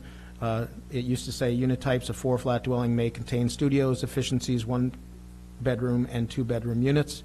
So that language is stricken, and the subsequent paragraph 3 will become paragraph 2. Parking, each 4 flat dwelling must have a minimum of 6 off-street parking spaces. Paragraph 4 becomes paragraph 3. Setbacks, each 4 flat dwelling must meet the single-family dwelling setback requirements of the zone in which it is located. Paragraph 5 becomes paragraph 4. Lot coverage, each 4 flat dwelling must meet the maximum lot coverage requirements of the zone in which it is located. Paragraph 6, which was in the council communication, becomes paragraph 5, and it will be revised to read, vacation rentals, 4 flat dwellings shall not be used as vacation rentals in any zone. And paragraph 7, height requirement, 4 flat dwellings must comply with the height requirements of the applicable zone, or the requirements of the zone in which it's located, if we use the same language that setbacks use. Again, subsequent sections are renumbered given the removal of Section 2, and I'll ask for approval of first reading with the changes as read, and ask that we set second reading for your next meeting. February 11th. May I ask a question, Mr. Mayor? Question? Yeah, I didn't hear it, and maybe I just missed it, but did you change the number of bedrooms to unlimited? I missed No, it. we struck paragraph struck 2, it, unit okay. types in its entirety. Perfect, thank you. Entertain a motion to approve ordinance 2019-02, first reading as read. Mr. Mayor? Yes. I move to approve ordinance number 2019-2 with changes as read for the first reading and the second reading to be held at our next meeting. Second. We have a motion with a second. And you want a roll call vote? Parsons, Aye. Mark, Aye. Coos, Aye. Hoagland, Yes. Hinton, Yes. Casper, Yes. and Anderson. Yes. Motion carries. Great. And second reading will be February 11th at the same location and time. Thank you. All right, this next one's got to be a lot shorter and easier, please. How about ordinance number 2019-03? This is the reduce off-street parking requirements for residential uses. And it's pretty straightforward. There's a chart of what was and what is proposed. And this is where we had some supplemental information. We had asked during the public hearing before of how well was some existing multifamily projects with their parking requirements, and staff provided that for us some umpteen units projects, and shows quite a vacancy at this survey. Mr. Mayor? Yes. Let me remind you that there are a significant number of night jobs here in this town, so let's take that into consideration. Yeah. Several hundred, so. So. I would not look at it as vacant. Right. As they're at work. Right. And Yeah. so wouldn't that be the same case during the day? There are day jobs, so there should be empty parking spaces. What were the two times, 11 a.m. and 1 a.m.? Or 11 p.m. and 1 a.m.? What times did you go? Between 11:30 PM and 1 AM. So that wouldn't account for that. No, but if I Those took people would be at work. They wouldn't be using the parking spaces. That's correct, but they do come home the same time the other person is. I'm arguing against they're vacant and not being used. Oh, yeah. Okay. So I guess what I'm trying to get at is, since these units were required to have 1.5 parking spaces per Two unit. spaces per unit. Two spaces per. So that's all I was trying to get a sense of what happens with two, because the ordinance brings that for multifamily down to 1 space per If unit. I may ask, Yep. Mr. Townsend, did you confirm that the spaces per unit matched? So did you No, confirm actually, I that? was unable to, You weren't able to it's been determine a if the long, parking it's spaces. been a very long time, except for two apartment developments, it's been a very long time since any were developed. So I did not try to go back and look and see what might have been approved, 20 years ago or something. So the two per has not been current, or has not been, I just can't tell you what it was at the time that those, Yeah. all but two of those were approved. Two of them, they did have, they met the standard. so they could not, the standard could have been different in the past. It could have been different in the past, yes. Okay. Also, can I ask a Certainly, question? please. Do we know if those units, the buildings, were fully occupied? Or did they have vacancies? I don't know that, but I know that there's a tremendous demand for multifamily housing that is not being met. So it's likely that they're at or very close to being full. Okay. And I only bring that up in the discussion is looking at the ordinance changes, trying to keep pace with where are we and what do we want to reduce. Remember, the only reason we're looking at this, again, is, parking spaces take land costs, costs, add to the rent. So if there's, at the end of the day, it's still the developer owner that's got to provide for his tenants, the tenant deciding, if there's enough renting space for his cars. Where do we want to come in as a dictator government as to the number required is all this. I have an answer for you. 1.5. 1.5 on multifamily?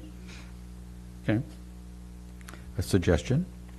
How about these others? A little change of pace by going by square footage, I think appropriate, rather than a smaller dwelling, the proposal would be drop it from 2 down to 1 space for like a 700 square foot house, correct? Right. And then for 700, over 700 to 1,000 would be 1.5 spaces, and over 1,000 would be 2 spaces. Right. Which is the current standard now is 2 spaces. Yeah. So what we're doing is incentivizing, or at least by land costs, smaller houses. Right. Other thoughts, observations? Couldn't you do the same thing with the multifamily? You have one for 700 square feet or smaller, and I don't know how many apartments or over 700 square feet. I would like to see it follow that same standard, yeah.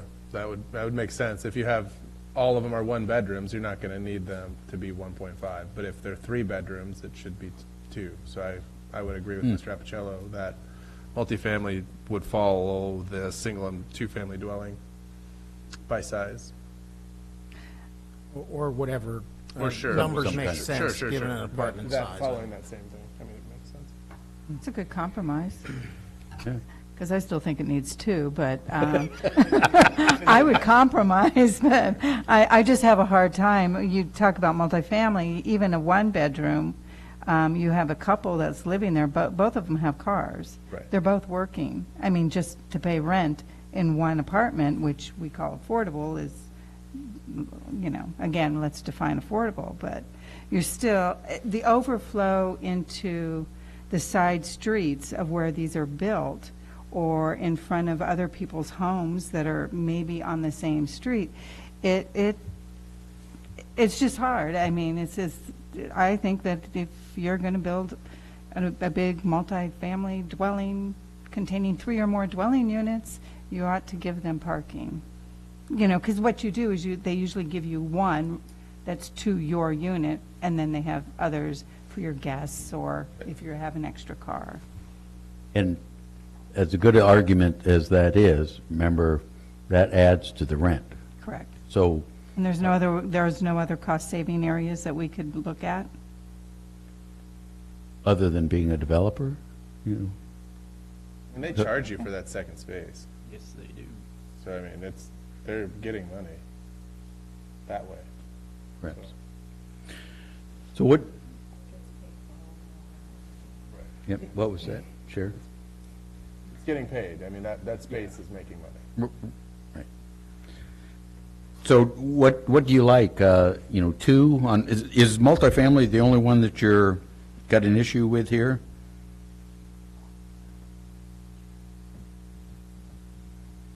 Well, I think in your mobile home park, you're kind of, it's another 2, but I guess 1.5. I mean, if they could just give me one dedicated and then maybe another one somewhere else, but I think that your overflow parking, I mean, you could have 3 people with cars living in one of these apartments. It's still going to be overflow. Right. As a practical matter, what happens in a lot of apartment complexes is the management says, you get this space, and if you want another one, you're going to pay more. Some of them have garages, and you pay for the garage or whatever.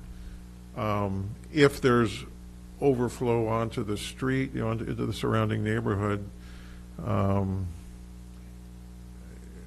It may be controversial to say this, but we've built streets to a width that accommodates on-street parking. And right now, that is essentially going unused, or largely unused. And the idea of people parking on the street is not a bad thing, I don't think. I speak of my own experience. I lived in a house where that had no off-street parking, and I had to park somewhere in the neighborhood. I lived in an apartment, but a couple of times I lived in apartments where I had to, cruise the neighborhood a little bit looking for a place. But that was just normal. And there were people parked in front of my house, but that was normal. Just the way it was. So it's. Or if you live in big towns, you have to go, oh, it's 3 o'clock in the morning, I got to go move my car. It's like. Did that. So, Yeah, it is. It's just that we don't have the transportation. I mean, I can compromise with 1.5. Councilor Parsons? I just have more of a comment. I've lived in one of these apartment complexes. I did for 4 years, and there was a big one right across the street, and there was never an issue with parking. There was always open parking. There was one with garages. No one ever parked in the garages. That was a storage unit. So the 1.5 seems completely reasonable to me. Do you prefer the 1.5 over a square footage like the single family? I don't. I think it would, because most of these complexes are 1 to 3 bedroom, and I think it would even out on the end. And anyway, it's 700 to 1,000 square feet. I lived in a 2-bedroom that was 800 square feet, so, and we on parking spot, we're just fine. That's just my own. Okay.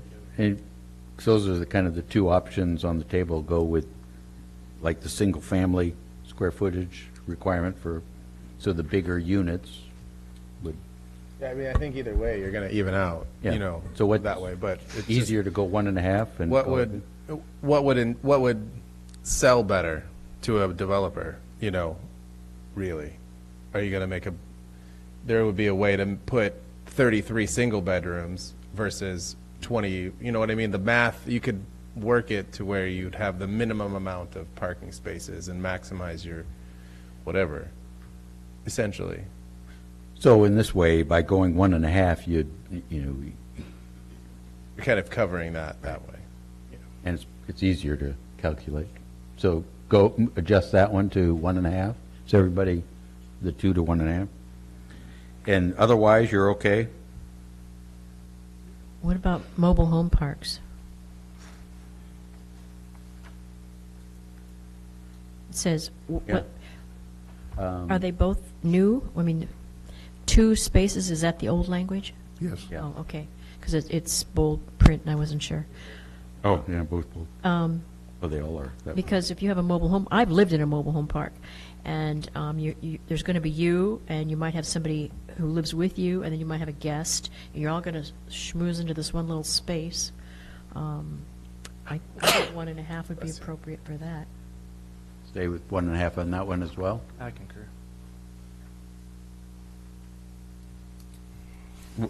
If I may ask about the elderly housing, why is that stricken completely now? Right now, the way it's written, it's 1 space per bedroom plus 1 additional space per employee. And yeah, it was stricken because if you went down to 1, it would be basically redundant. Or if you went down to 1 for a multifamily, saying 1 for elderly housing would be redundant.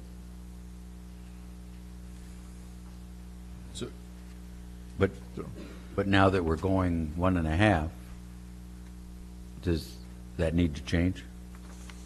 You would need to restore it if you wanted to leave elderly housing at 1. Actually, it's 1 per bedroom for elderly housing. Yeah, I mean, I know places passing by that they're parking on the street because there's no parking, and that's difficult. So we need to restore then Or change it, as Richard said, it does say 1 space per bedroom. We could say 1 space per dwelling unit for elderly housing instead of 1 space per bedroom. Yeah, 1 per unit plus 1 unit. Yeah. Was the employee. Yeah. Yep. Is everybody all right with that? So the suggestions is change the multifamily to 1.5 from 2. Or 2 currently, suggested 1, and compromise at 1.5. The same thing with mobile home parks, go with 1.5, and then add back in elderly, but change to 1 per unit plus 1 for employee. All right? Is everybody, you're all right with those? I'm good. Make a motion to advance this ordinance forward for the first reading? Second. Or you want me to? Yeah. Okay. You make I would. I'd just take the vote. I'll second. I'll do what he says. Whatever you say, Mayor. I lost the page to read it. So. Go ahead, make the motion. I make a motion for first reading on. To move this forward. Move this forward. We need, Ordinance Welcome number to City Council. 2019-03. Thank you. With Is there a changes? second? Second. We have a motion and a second to move forward. All those in favor, say aye. Aye. Opposed with an A? And that was with the changes as read. Yes. Okay, so, Your Honor, Council, this is first reading of ordinance 2019-03, an ordinance amending the Lincoln City Municipal Code, Title 17 zoning, amending Chapter 1756 off-street parking and loading regulations, Section 1756050, number of spaces required, to reduce off-street parking requirements for residential uses, to encourage workforce housing. Changes are as follows. Under multiple family dwelling containing 3 or more units, the change is 1.5 space per dwelling unit, not 1 space. Under mobile home park, the change is 1.5 space per dwelling, not 1 space. And under elderly housing units is restored, and the standard is 1 space per dwelling unit plus 1 additional space per employee. And ask again that those changes, the first reading be approved, and we set second reading for February 11th. So, motion to approve? Changes. Make a motion to approve with the changes. Second. We have a motion to approve ordinance 2019, First reading. first reading of ordinance 2019-3 with a second. All voice, roll call vote, please. Casper, Yes. Hinton, yes. Hoagland, Yes. Coos, Yes. Mark, Yes. Parsons, Yes. and Anderson. Yes. Motion carries. Great. Thank you. Hey, we're on a roll. Go. All right. I warned you it's going to be late. All right. We have now, this is the tiny houses, to allow tiny house developments, ordinance number 2019-05. From my notes, I see the only thing appeared to be a suggestion of no VRD use. There seemed to be, questions of wheels or foundation, defined loft. Can an existing travel trailer be a tiny house?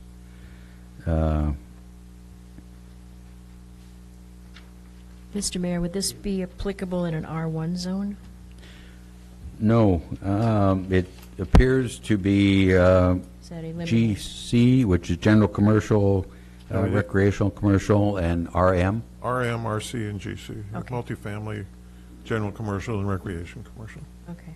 So these are all zones now, commercial or multifamily. Shall I add to your list? Yeah. Well, let's confirm it. Given those and clarification on those zones, the issue of VRD is still there from before. Is there other item changes or concerns that we can get? I have a few questions. Okay. if I may. Yep. Okay, is this available as a ADU? Are tiny homes available as an ADU?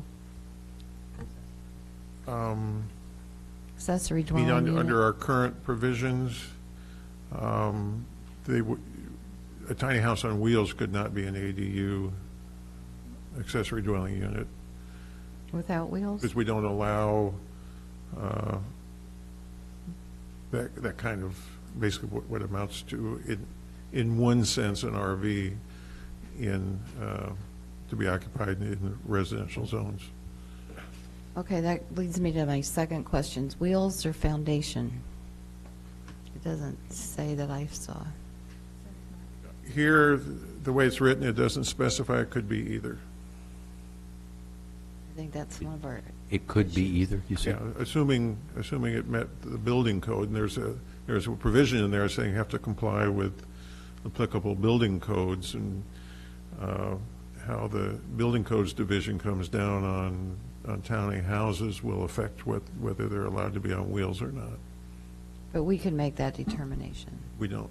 Or it's Well, we not, could. you could, yes. you That's could. my question, we could. But it's not in this ordinance, so Not as it's that written, would be, no. okay. And also, if I may, the utility hookups, somebody asked me, could it be a compost toilet versus a sewer hookup? Sorry, say How ma- again? Okay, there's one overall question, which is utility hookups. Is that through 1 meter, 4 meters? And then I'll go to composting toilets later. I'm assuming it would be essentially the same as is done for RV parks now, which probably has a master meter.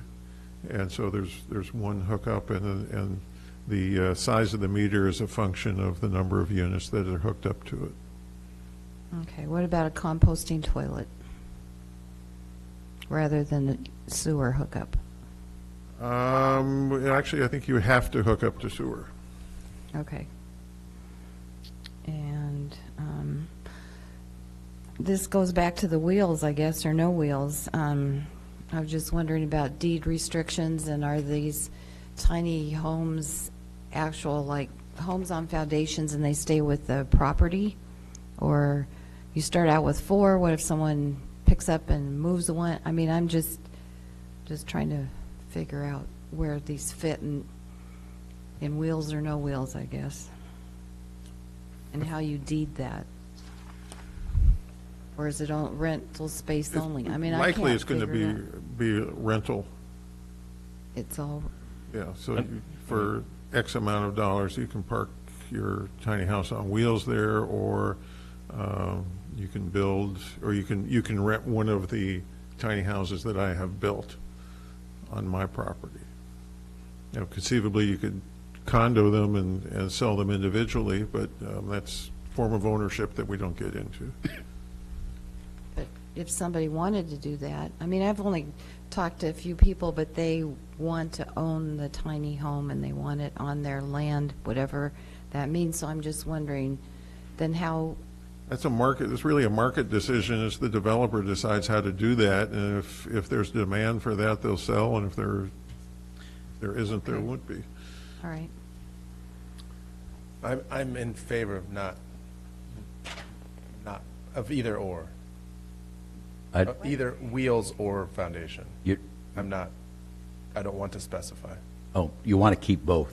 Correct. As, okay. Correct. Right. Because a lot of those tiny home builders build exclusively on that kind of trailer basis, and to encourage. Do you have another I one? just had a couple more. Oh, sorry. Are these 4 tiny homes on a lot, or does the lot have to be fenced in? Yes. Could we decide that it wouldn't have to, or is that, No, you can decide that.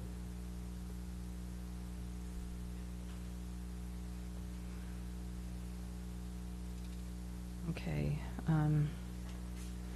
And then just a question that came to me was just will these be allowed in tsunami zones, or have we laid that zoning out Yeah, will that restrict it? I'm not quite sure what my question is with that. Just trying to think, there probably is some RM and some, there probably are small areas of all three of these zones that are in the tsunami zone. Yeah. Okay, but that'd be a question, I guess. Okay. Other questions? I just have a question. There's some language which is stricken on page 4 of the ordinance, item number 8. Permanent occupancy is prohibited. No recreational vehicle shall be used as a permanent place of abode, dwelling, or business, or for indefinite periods of time. Continuous occupancy extending beyond 3 months in a 12-month period shall be presumed to be permanent occupancy. So I don't really know that we talked about that, but that looks like it's a change where you're going to allow someone to live in an RV unless there's somewhere else that prohibits it. But Right, that's, I think, essentially to comply with state law for RVs. for RVs, yeah. That is about the RV parks, that's not about tiny houses.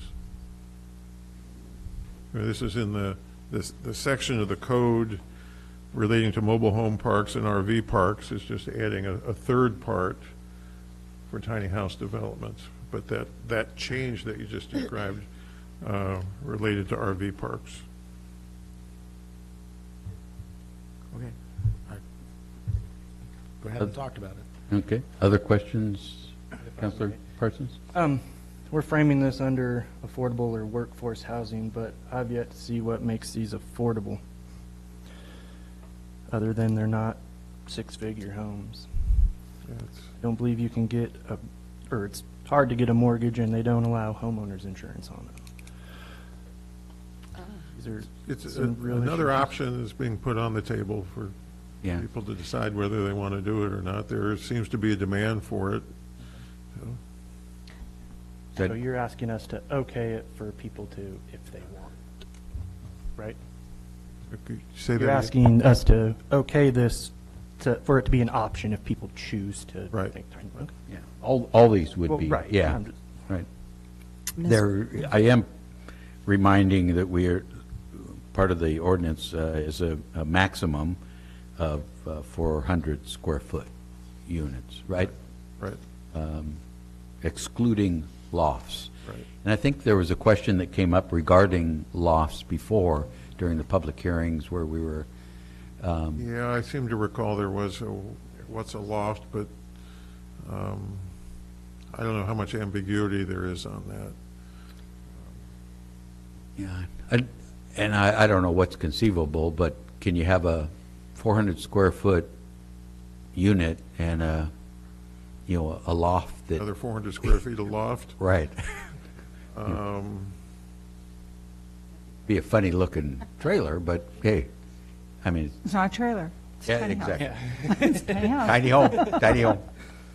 Mr. Mayor, the one I was in, a model in a park, the loft you could not stand up in. I mean, Right. I'm 5 foot tall, I couldn't stand up in it, but you could utilize the space. Right, to So- a bed or Yeah, something. but as long as you could not stand up in it, it was still just But I space. guess, does some kind of wording need to be included to avoid creative, and what are we trying to accomplish by that, I guess would be the question. What's, Well, to specify, like a lot of tiny houses have what amounts to a sleeping loft that, Right. you crawl up into.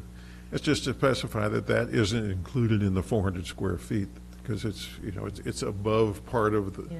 the main, or the. so the I would main hear space. then, we need to clarify loft as exclusively a sleeping area then? Sleeping or storage. Yeah, or storage, yeah.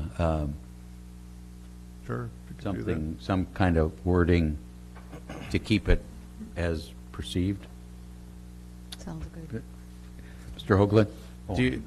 Do you have any concern over decks associated with this? No, So they could have a 400 square foot deck around it? To be fine? sure. Sure. One concern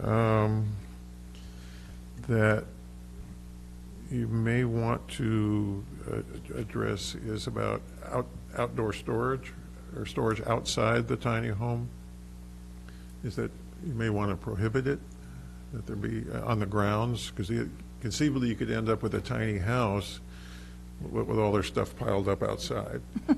So, so and that has happened in some places, and it is a concern. What do we do with residences that have that? We have property maintenance standards right now. It's a code enforcement matter. So are you suggesting some kind of wording for that? Is there, what I can suggest some with a little thought. okay. Maybe in the second reading or something? Yeah. Mr. Mayor, Yes. I have a question. First of all, I'd like to respond to Councilor Parsons.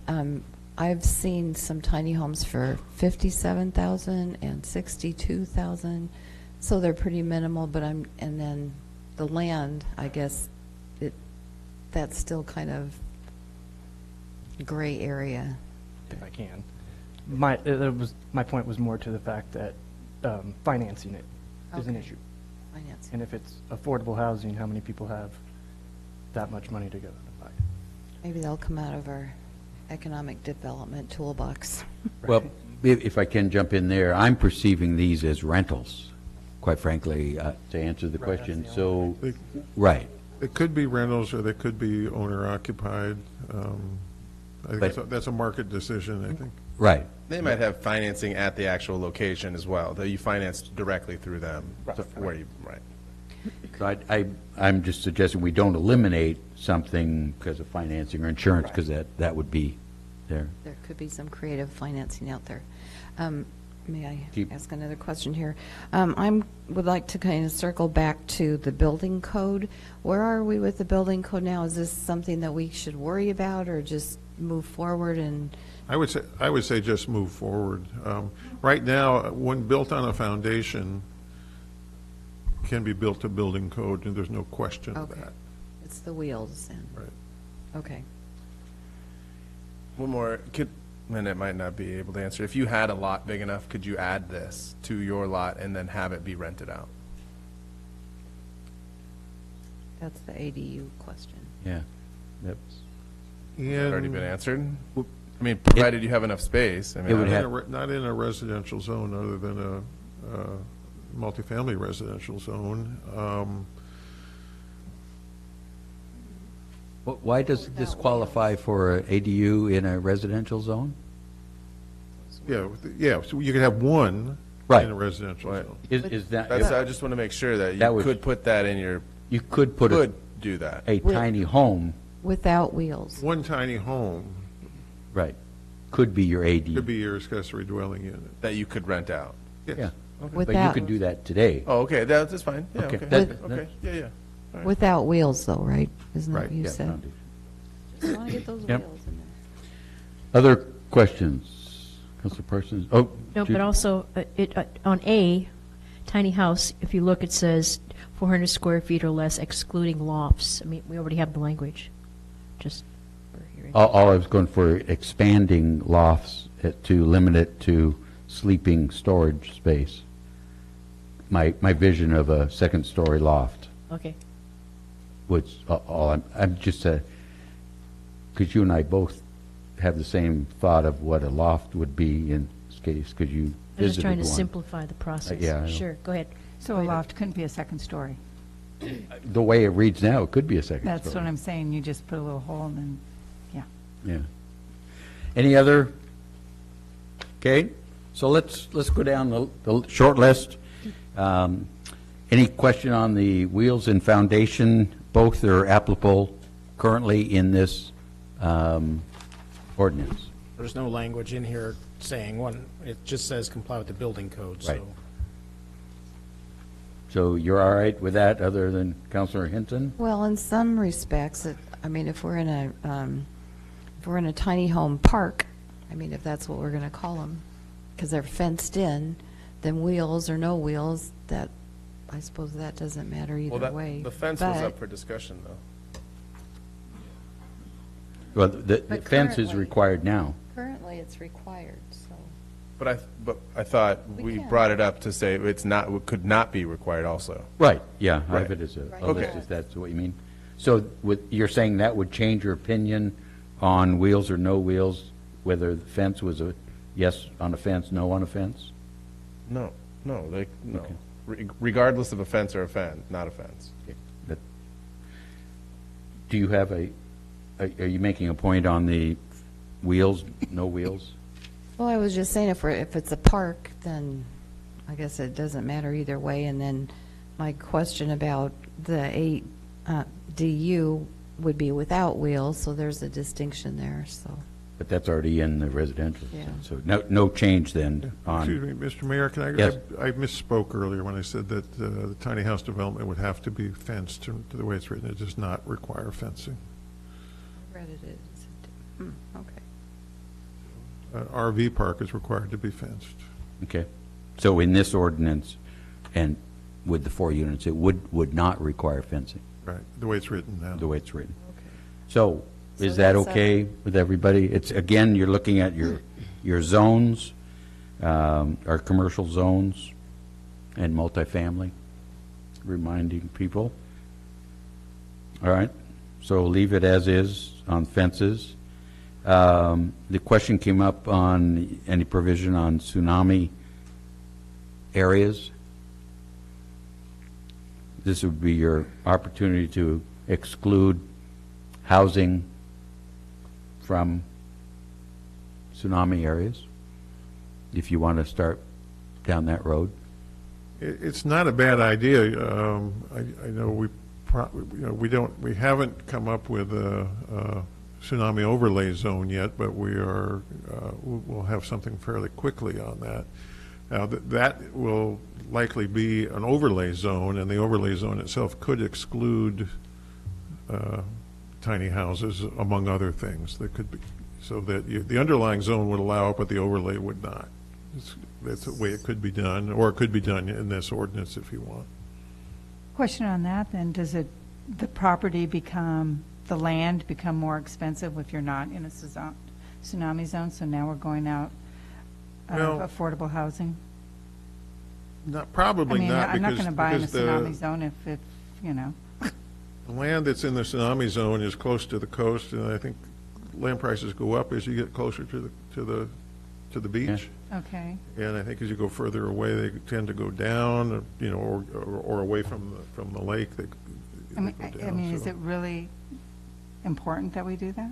Do what? To limit where they're built? Well, you'd be sending, as a council, you'd be sending a message that, to start, because I think that's the question. If there's open land now, and you're clearly going for lower income workforce housing, It's also allowing 4 times the number of units that would be allowed on a lot there. So you're clustering a lot of people, so you might not want to allow it. right? Okay. So it's, thoughts on, what would your direction be? As a humanitarian, ethically, sure, let's say no, not in tsunami zones. Sure. Are you okay? Yep. Yeah, I don't, I'd rather not put more people in harm's way, so I would support Okay. not allowing them in the tsunami. Councilor zone. Mark, you're quandering. He's in the Pondering. tsunami zone. I'm, You need the mic, though, Right. to be even more vocal. I'm really just trying to absorb all this, to tell you the truth. If I can butt in a little bit here, of course, we Yeah. haven't defined what the tsunami zone is. We have the maps that we've been using, but that's for what they call an extra large earthquake, and the decision hasn't been made how far you want to go in that way. So you might want to Just put this wait. off until you decide on what you want to do with the tsunami overlay zone. So we would see it again as an overlay Right. opportunity. So you humanitarians down at this end, are you okay with waiting? Sure. Sure. You are, so we'll take that off the table at this point? No change. How about the wording, some kind of wording on loft? Was that okay to, something that? Sure. You're, I'm okay with loft. anybody else want wording or just loft? All right. That's good with me. Loft is all right. All right, leave it as is. Storage, outside storage, or stuff outside, those trophies, you know, old refrigerators and things that, Or outdoor furniture. I'm just, if I could ask a question here, I'm just wondering if, I don't know the square footage of, you laid them out so nicely, I really appreciate that you could actually fit 4 tiny homes on a lot with parking. Could you also fit like a storage container unit shed for all of them to use somehow? What if they have to mow their lawn? I mean, I don't know. Yeah, conceivably you could have a storage shed of some kind. but isn't the idea of a tiny home to have less things? Yes. Right, Just yeah. saying, you know, But you have to sit outside. I'm not for language for any kind of storing outside. I'm not for any language. so you don't want to regulate I any do not kind wanna- of wording about limiting storage. Correct. Anybody else, or? I'd rather not limit. I'm thinking if you have your bicycles, you lock them up outside. Okay. Want your bike outside? No, you lock them up outside. They'll rust. Oh, I know All right. that. I think your neighbors will take care of you. Okay, so you're all right then, no wording? No wording. And then the other one is just the whole, no VRD use. Yes, I want no VRD use. You're in commercial zones that we allow VRD use. We encourage What's the VRD. the But then you purpose? go away from workforce housing again. Okay. What's the flavor? You all right? I concur. No VRD use? That's correct. So we would add no VRD use. Tiny house developments shall not be used as vacation rentals. Yes. Okay? And that's all I had on my short list. Are we okay? Somebody could make a motion to move this forward for the first reading? Mr. Mayor, I would like to make a motion to move these forward to the first reading, with corrections as read. Is there a second? Second. And further discussion? All right, will, all those in favor, say aye. Aye. Opposed, with a nay? Hearing none, first reading? Your Honor, Council, this is first reading of ordinance 2019-05, an ordinance amending the Lincoln City Municipal Code, Title 17, zoning, amending Chapter 1720, multiple family residential RM zone, Section 1720-020, permitted uses, amending Section 1728, recreational commercial RC zone, Section 1728-020, uses permitted, amending Chapter 1732, general commercial GC zone, Section 1732-020, uses permitted, and amending Chapter 1780, provisions applying to special uses, Section 1780-040, standards for mobile home parks and recreational vehicle parks to allow tiny house developments and to encourage workforce housing. The only change is to add a new paragraph 8, tiny house developments shall not be used as vacation rentals. Ask for approval first. Mr. Appicello, can I suggest on page 123, down at the bottom, we skip from paragraph 2 to paragraph 4, so the VRD one might be good, paragraph 3. Okay, so a new paragraph 3 for the missing paragraph 3 on page 4. Good catch. Ask for approval of first reading with changes as read and set second reading for February 11th. So moved. Is there a second? Second. Who was that? Oh, Diane, okay. We have a motion to approve first reading with a second as read. Roll call, please. Hinton, Yes. Hoagland, Yes. Coos, Yes. Mark, Yes. Parsons, Yes. Anderson, Yes. Casper. Yes. Motion carries. Did I get you, Hinton? Did I get yours? Okay, Yeah, motion I carries. just wanted to add one thing, if I could, before we leave this, Oh, okay. that we did receive comment from Mr. and Mrs. Kenny, and I just wanted us not to forget that. Thank them. Would it be easier to do second reading now with this cut and dry, save it, or It's fine by me. It's only one sentence, and I can Let- add that tomorrow. eliminate? Okay. Is there a motion to, oh, you don't have to, just go ahead and, I have because to it was, do you know. second reading, Yep, go ahead. Okay, this is second reading of ordinance 2019-05, an ordinance amending the Lincoln City, amending the Lincoln City Municipal Code, Title 17 zoning, amending Chapter 1720 multiple family RM zone, Section 1720-020 permitted uses, amending Chapter 1728 recreational commercial RC zone, Section 1728-020 uses permitted, amending Chapter 1732 general commercial GC zone, Section 1732-020 uses permitted, and amending Chapter 1780 provisions applying to special uses, Section 1780-040 standards for mobile home parks and recreational vehicle parks to allow tiny house developments and to encourage workforce housing. Again, the change as read would be, I lost it. Something about tiny houses and VRDs, I don't know.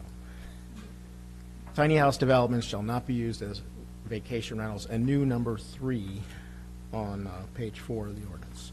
Ask for approval of second reading and adoption of the ordinance. So moved. Second? We have a motion and a second to approve second reading as read. Hoagland and Parsons. Roll call, please. Coos, Yes. Mark, Yes. Parsons, Yes. Anderson, Yes. Casper, yes, Hinton, and Yes. Hoagland. Yes. Motion carries. Thank you. All right, we're down to the last fifth one here for this section. This is the ordinance 2019-06, had to do with tree protection and replacement plans to allow the director, planning director, to agree not to require a certified arborist for workforce affordable housing projects. And I don't think there was, the big thing here was it called for definitions and workforce and affordable. Seemed to be my notes, and then some discussion about, why not make it permanent for all projects to allow the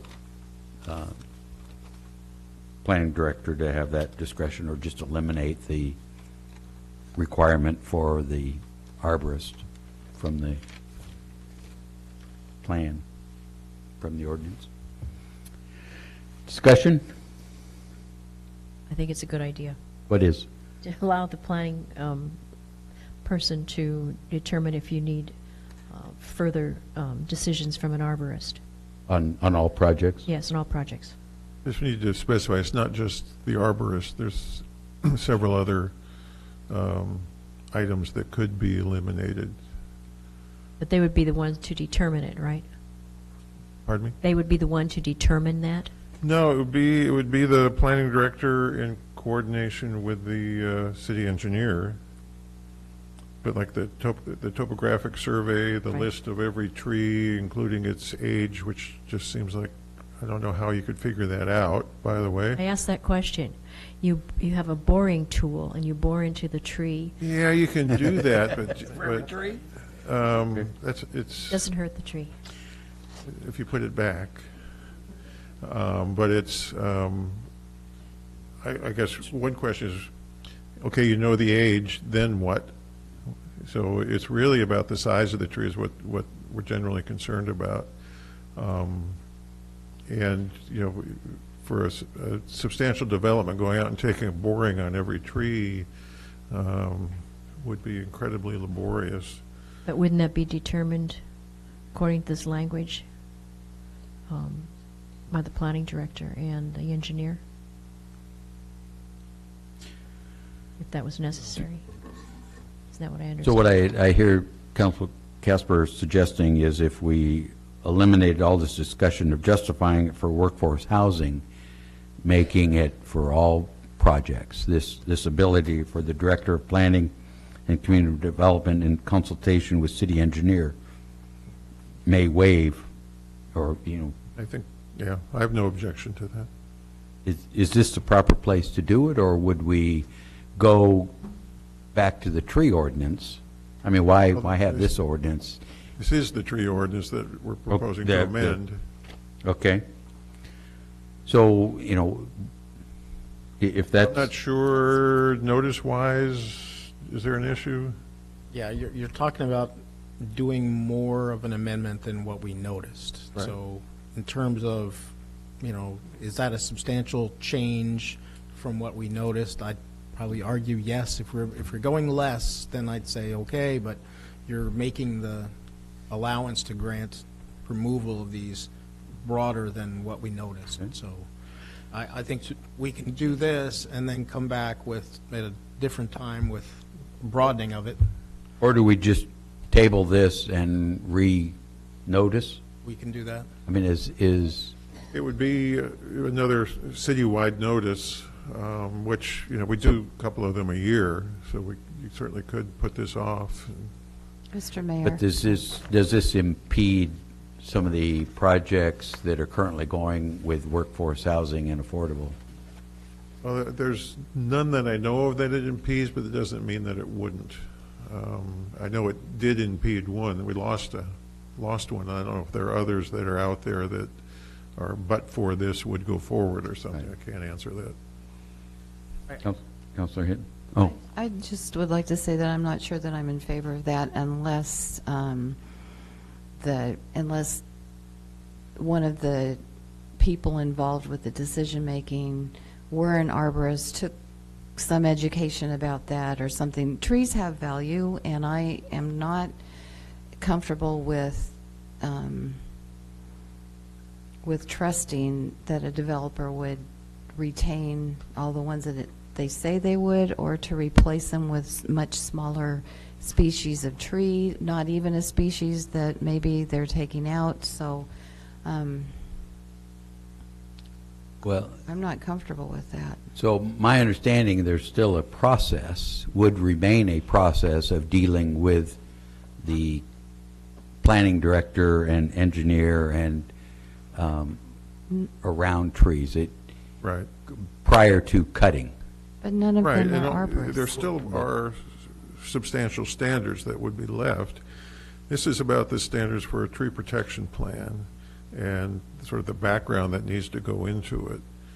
Again, if you, beginning on page 130, talks about elements of a tree protection plan, location, size, and species of all existing large trees, accurate topographical survey, subdivision map or plat map from a qualified registered surveyor engineer showing a list of things, including the location of the individual large trees and protected trees, the species, approximate height, diameter, canopy spread, and common name, location of existing and proposed easements, could be aerial photographs, overlays, GIS documentation, or maps. Then an arborist report. So any of these things, and then tree identification, replacement plan, so on. These things that could be, some or all of them can be eliminated depending on the particular project. But there's still, there would be a requirement for the permit, revegetation requirement, which would remain,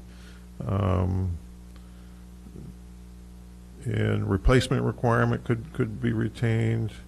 The standards for protection of trees to be retained would remain, including advance notice to the city, which is a big one, because we don't want someone to say, oh, by the way, we're going to go out and cut all the trees, but we're going to leave some of them, but we need enough time to go out and make sure that they're properly marked and fenced off with drip line and so on. So there's a range of things that could be eliminated. There are also things that could not be eliminated, is what I'm trying to say. Okay. I just want to say this. I'm not sure, I don't see the city engineer here, but I was going to quiz her on what, species of trees and all of that. I just don't. But, I mean, again, as I said before, you don't change things because of a person. I mean, this engineer may not, tomorrow's engineer may. Exactly, that's why I don't. But he just went through a whole list of other things. So let's not go, I'm looking to wonder if there's consensus here to either re-notice with eliminating a bunch of this, so all projects can get not fast-tracked but reduced regarding this elimination. Otherwise, we are going to sit here and argue around and discuss around definitions, I think would be the next step. But I am concerned if we need to do that, if there's a project, especially workforce affordable housing projects on the cusp that, are kind of relying on this cost not being in the equation. Again, I don't know of any. I don't know that any are or aren't. Okay. Mr. Mayor, I just wanted to explain my thinking. I was on the Planning Commission when we approved the Olivia Beach design and plan. And there were specific trees, pretty large ones, that were Sitkas, and I think there were some hawthorns. And I don't know if they were retained or not, but I've heard from somebody that they were not.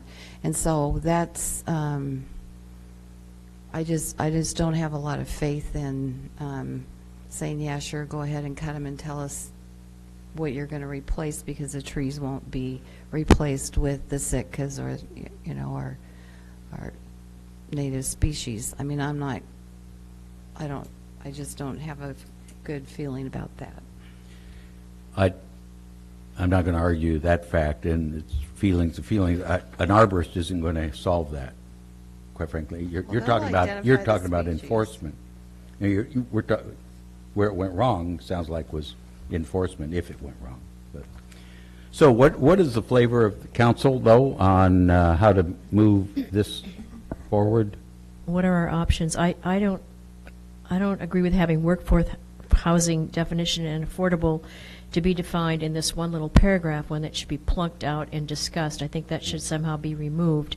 And if we're addressing a tree protection and replacement plan, that should be what we're talking about, and look at it that way. And if we can't agree, maybe we should talk about it at another time. But so correct me if you would, what I hear you also saying, or did before, that if it's good for workforce affordable, it should be good for any project. Yes. Question, would this, if we did this tonight, but then in the process start the new one, I just, if we are holding anybody up that's workforce housing. I don't hear that we are. So I think the question is, how long will it take to get it back on the table? We always have a backlog of things that we want to bring forward.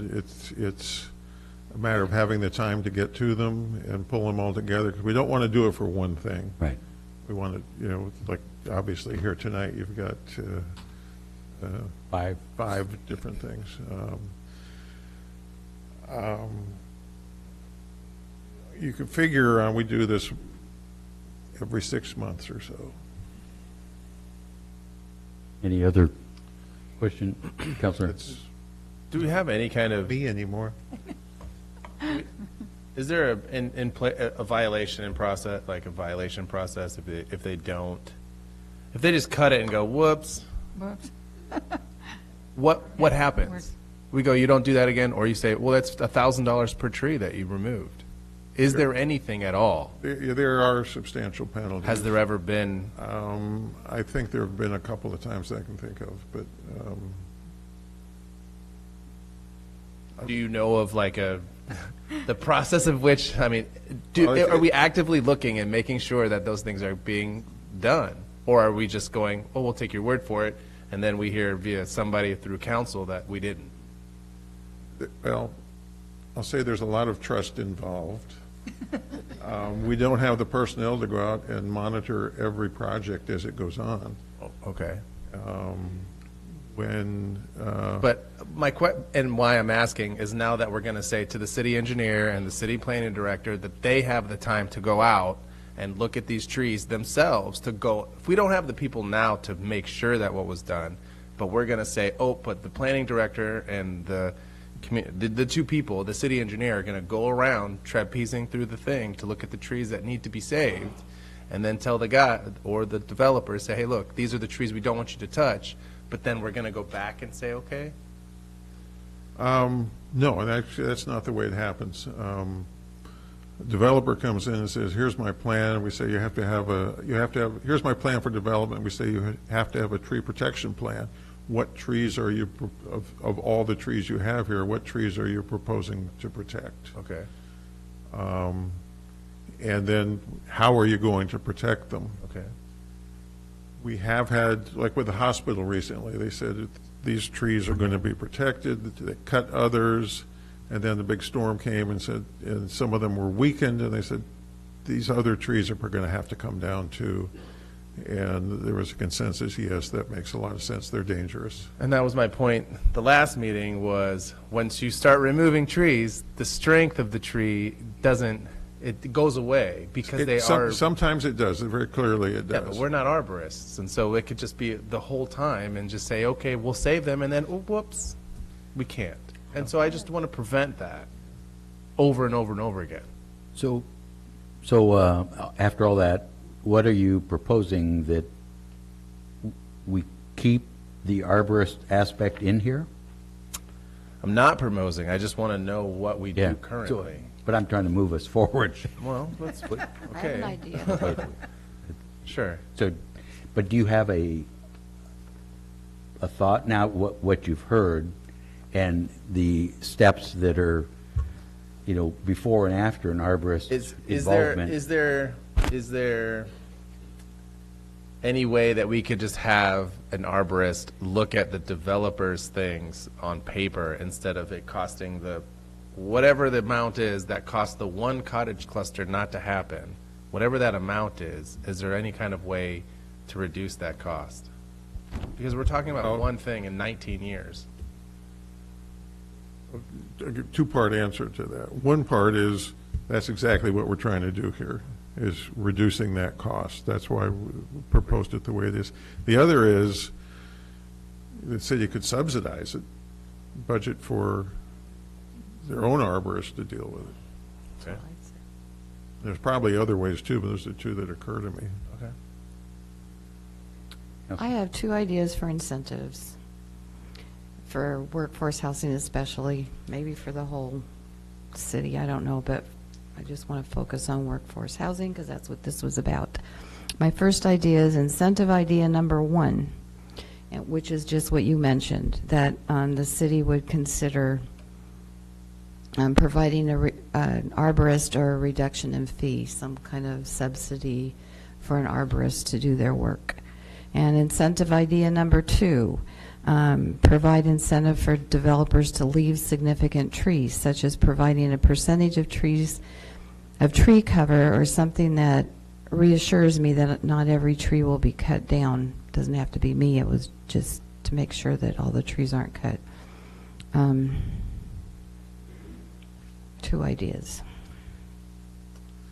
Mr. Mayor. Yep. I would like to postpone this to be able to talk about the different aspects of this one particular thing. So, question I have is, we're out, we've had a public hearing, closed the record, all this stuff. So, At this point, you're deliberating, and if you want to continue deliberations to a date certain, say February 11th, you could pick it up then, and but I guess what I'm wondering, if we have enough information, to really deliberate any further. I mean, that's, at some point, we've got to bring in, what do we get from an arbor? We haven't even gone through that. So that all, it's more of a procedural process. Well, this is a fairly broad grant of authority to the planning director and the engineer to waive requirements in this section, the tree protection and replacement plan section. As Richard stated, there's a lot of stuff that they're going to remain. So if you're comfortable with what's in this section possibly being waived or reduced, then you would go ahead with this as drafted, and it's only going to apply to workforce housing projects as defined. And of course, the council still has to adopt something that says this is what we say affordable workforce housing is. Aside from that, it's just continue or drop this and give instructions to staff to come back in 6 months when you can make it broader. Councilor? So none of this stuff that we're passing for workforce housing will apply until we define workforce housing? Is that what you? No, No, that's true. This. well, That's this true. talks about definition of affordable to the city's workforce as defined by the city council. So it's clearly, if you had already defined this, it would say as defined in section whatever or in some adopted plan. So clearly it's contemplating some future action. I would like to entertain a loss. contracted service of an arborist. I mean, I think that would be appropriate as a way to really, if in needed, it would be a contracted service that the city provides. So you could, I would you like could to see it propose there. an amendment to this that would say the director in conjunction with the city engineer could, for a workforce housing project, offer the city would subsidize the arborist or something like that. For workforce housing. Yeah. For workforce For housing. workforces. Or low Yeah, low income. There are some issues there, but we can look at them. But if you want us to explore that, you're going to need to, we could do a certain amount of things on the fly, but you're going far afield from what we're here. And I So understand what, that. can we then table this and continue deliberation on this? Yeah, it's multifaceted. Right. This, okay.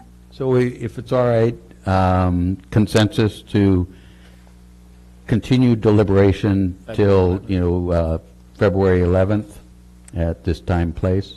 Is that consensus? Yes. Yes. Thank you. Thank you, Mr. Mayor. Thank you, Mr. Townsend. I'm going to hang on to this one. Thank you, Mr. Townsend. All right.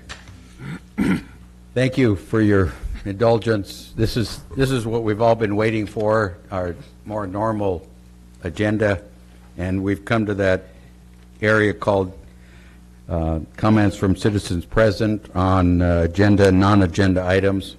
I would like to read a statement that we've inserted on the sign-up sheet, just to let everybody know going forward some, I would call ground rules. Article 1, Section 8 of the Oregon Constitution provides, no law shall be passed restraining free expression of opinion or restricting the right to speak, write, or print freely on any subject whatever. But every person shall be responsible for the abuse of this right.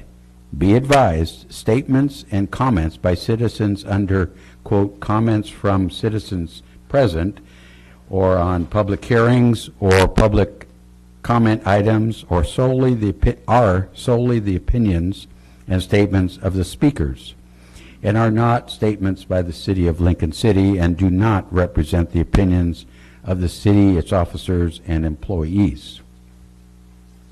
How's that for setting the tone? So we have, yes. Yeah, let me go with that first. We have, let me see if he signed up. He did sign up. We have on the agenda and received in the packet kind of a pre-statement from Scott Torrance. That's in the record and received by the counselors. Scott, do you still want to talk? Given a pleasant tone. You're going to do more than read the statement?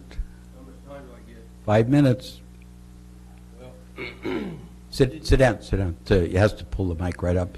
Need your name and just sit. I'm Scott Torrance of Bear Valley Nursery.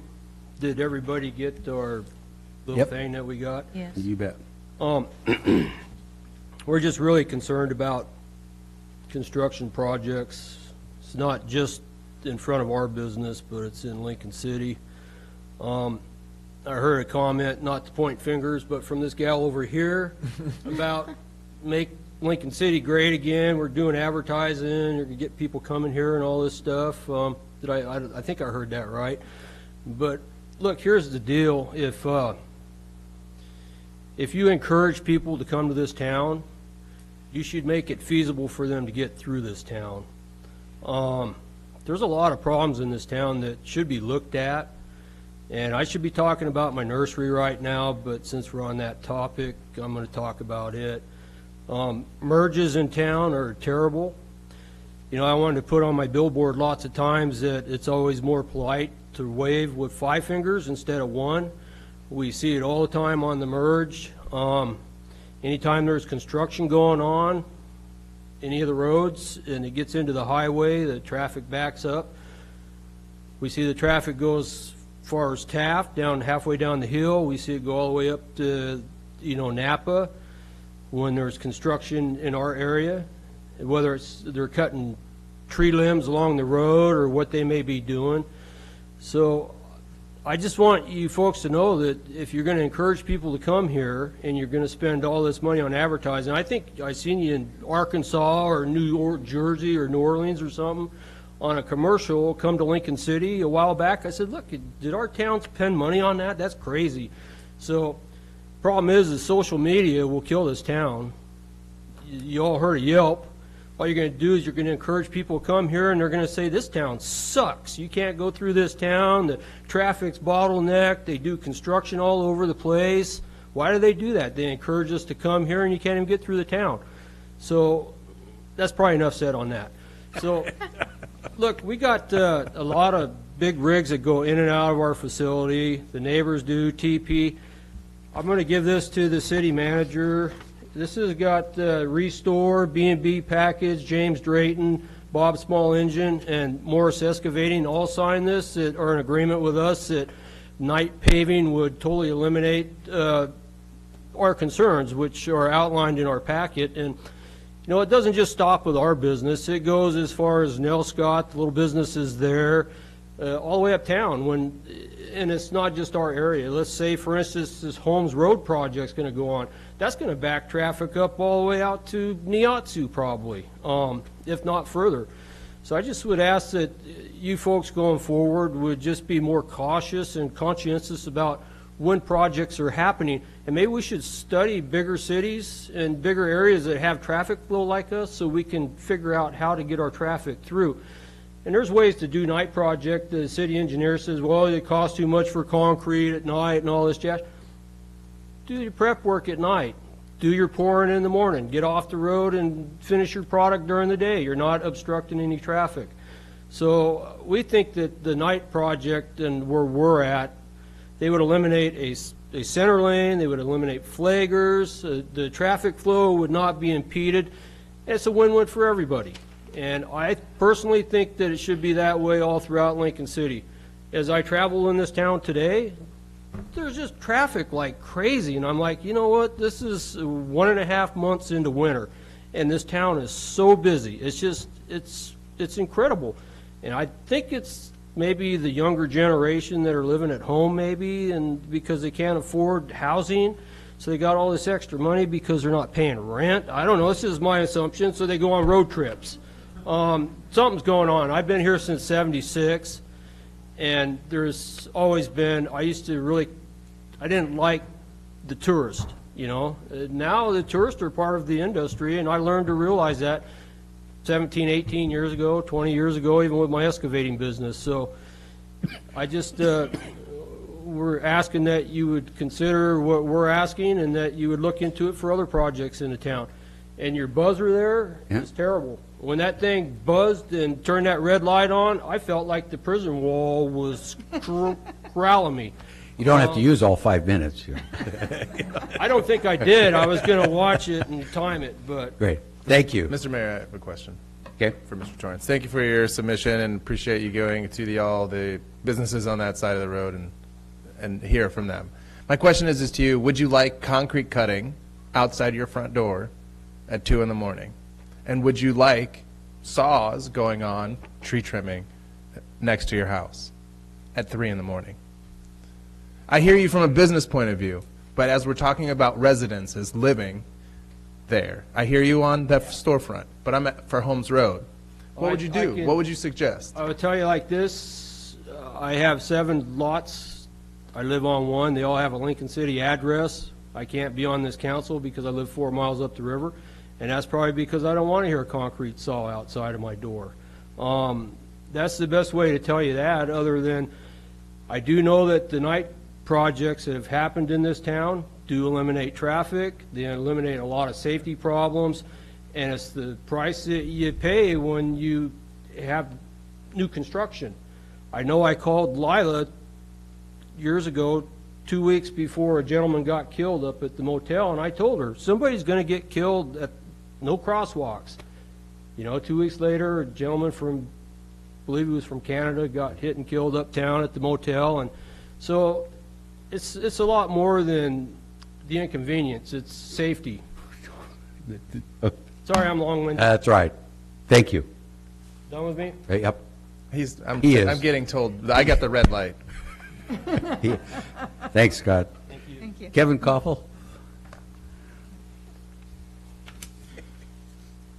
It's fine.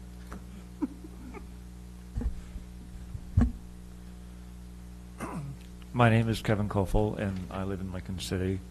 I'm glad I stuck this out tonight. I heard a lot of interesting things. I'm just going to read my prepared statement so I don't get off track. I read the article in the NewsGuard about living wages and the housing issue. I live at the entrance to Olivia Beach and would like to take this opportunity to thank our city manager, Ron Chandler, for his help with yet another Olivia Beach problem recently. My concern when I see an article like the one I read in the January 23rd issue of the paper is that there are developers that have little concern for the neighborhoods that they work in. I do not have the time to relate all the problems we have had with Olivia Beach management, workers, and related activity. When someone promises to do something, for instance, to not cut down a tree, to not work on weekends or legal holidays, and respect the neighbors, what I'm interested in is who exactly is going to make sure those things actually happen. Because for us, it takes intervention by city authority to enforce those promises. I am all for affordable housing, and I find this tiny housing thing interesting, and you guys got a lot to work out. The City Council and the Planning Department have the responsibility of creating definitive language in any agreements and considering details. And it's in the details where things tend to be misinterpreted and left to fall where they may when a project begins. These things that are easily prevented, simple things, can quickly become very unpleasant for nearby residents. I couldn't be more pleased that there are persons interested in making Lincoln City a better place. Conversely, I am relieved that whatever does go forward won't be in my backyard, because it's full of someone else's vision of what was good for the city already. I urge city authority to be cautious and ask questions, and I've heard a lot of that tonight. And you guys do a lot of good work. And you should put people on the spot to fulfill their obligations and their promises. I'm going to leave this with the city recorder. I was going to do a little bit about living wages, but I skipped dinner tonight, so Same. thank you for your time. So did we. Thank you. Thanks very much. Carol Koffel?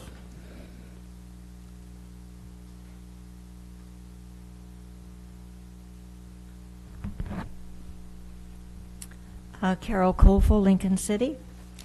Welcome, Mayor and council people, for having me here tonight.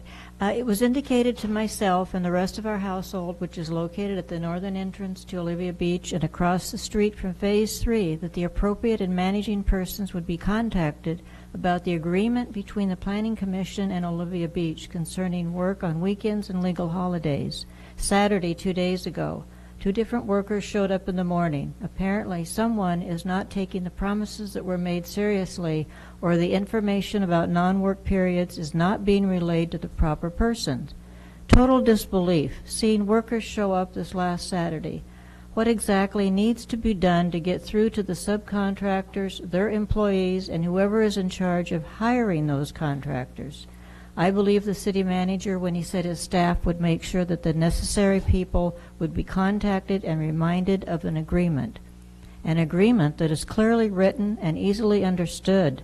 Apparently there is a serious lack of respect and blatant disregard on the part of Olivia Beach operations. I spoke with one of the workers who showed up Saturday. Neither he nor his employer had any idea that weekends and legal holidays were designated non-work days. Perhaps a giant flashing sign describing Olivia Beach obligations would help, because it seems that polite requests are tossed in the trash. I have empathy for the employees who haven't been given proper instruction. I explained the situation to the worker, told him that working would be fine for that day. I don't want the responsibility of having to deny someone a day at work, and there are persons that I would have denied my cooperation.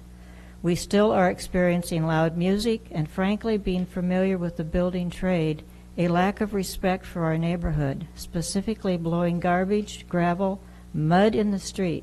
I know that work sites create trash and cannot be dirt-free.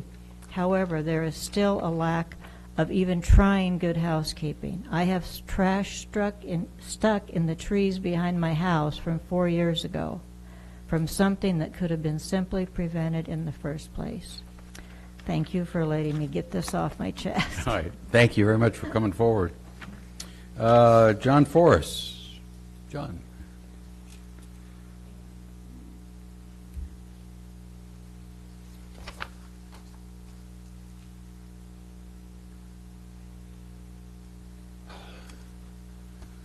Hi, everybody.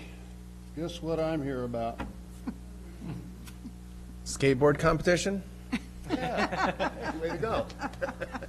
Pretty soggy one. You know, I timed this all out. I thought we only had 3 minutes, but now I find out we have 5, so I can drag this out a little bit.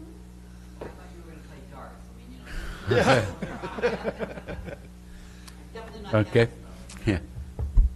Hello, Mayor and Councilors. I'm John Forrest, 1820 Northeast West Devils Lake Road, Lincoln City. I'm the founder director of the Nell Scott and Reef Big Wave Classic, established in 2005.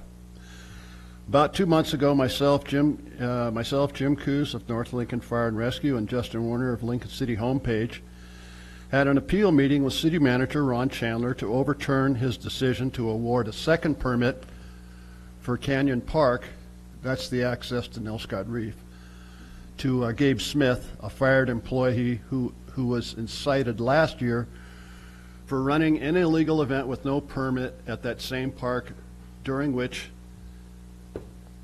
as you may remember, cue cards, as you may remember, as you may remember, unattended spectators were rolled by logs on a big wave surge coming up the city ramp, and as this photographer exclaimed, "There are people getting rolled over by this log. Had I not made it up the hill, I would have died." Additionally, there have been at least a dozen complaints lodged by contest athletes, safety teams, judges, and spectators against Eric Akaskalian of TowSurfer.com for his dangerous use of his jet ski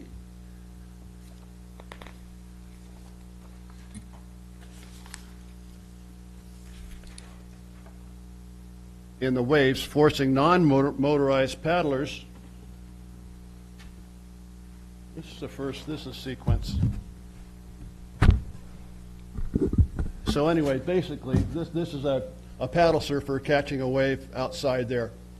This guy, Eric Akaskelian, comes in with his jet ski over the top of the wave, kicks up the wake, and forces him out of the wave. This is a dangerous situation. People died doing this. This guy's been doing it for 15 years. He's had no less than 6 phony contests that he's promoted and has never run. And now these guys have a permit with Gabe Smith. Oh, by the way, he's the safety director for this Gabe Smith's, this other bogus contest. All of a sudden, Eric comes blasting in behind his jet ski and forcing the surfer to fade out the back of the wave or get run over or worse. The law is wake boat operators need to operate a boat at the slowest speeds possible within 200 feet of a dock, float, floating home, boathouse, designated boat moorage, floating restroom, or person in the water. This is like running a motorboat through swimmers. You don't do it. I've lodged a complaint with Scott Severson. He's already been warned once last year, and this just came to my attention about 3-4 days ago, so I'm waiting for a reply from Scott Severson. But you guys, by giving him a permit, are giving him access to this reef. That's where he launches from. He launches from Canyon Park. In our meeting with Mr. Chandler, he said he was going to propose to the city to take over the original Nell Scott Reef Big Wave Classic and put out a request for proposal to interested parties. I haven't yet heard a thing from Mr. Chandler, and it has been 2 months now. First and foremost, I am asking the city, pursuant to Section 5-16-080, to revoke both of the permits it issued. 5-16-080 permits the city to do if it makes the following finding. A, if the patrons of a special event have begun a disorderly or riotous assembly whereby the public peace or the safety of persons or property are threatened. Once that is done, I would hope that the City Council would take control of the permit situation and decide who is most qualified to run safe events on Nell Scott Reef in the future. When can the City Council dedicate a session to discuss and decide the future of the event as proposed by Mr. Chandler? Thank you. Good to see you. I'm asking a question. We don't. Oh, you don't answer? No, we don't answer from you. Yeah, you're good Thank at you. that. Thank you very much. You're real masters. So, thank you, John. When am I going to get a decision?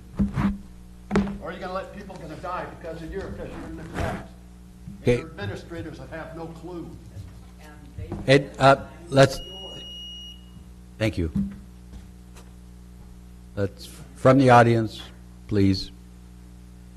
We have Gabriel Smith.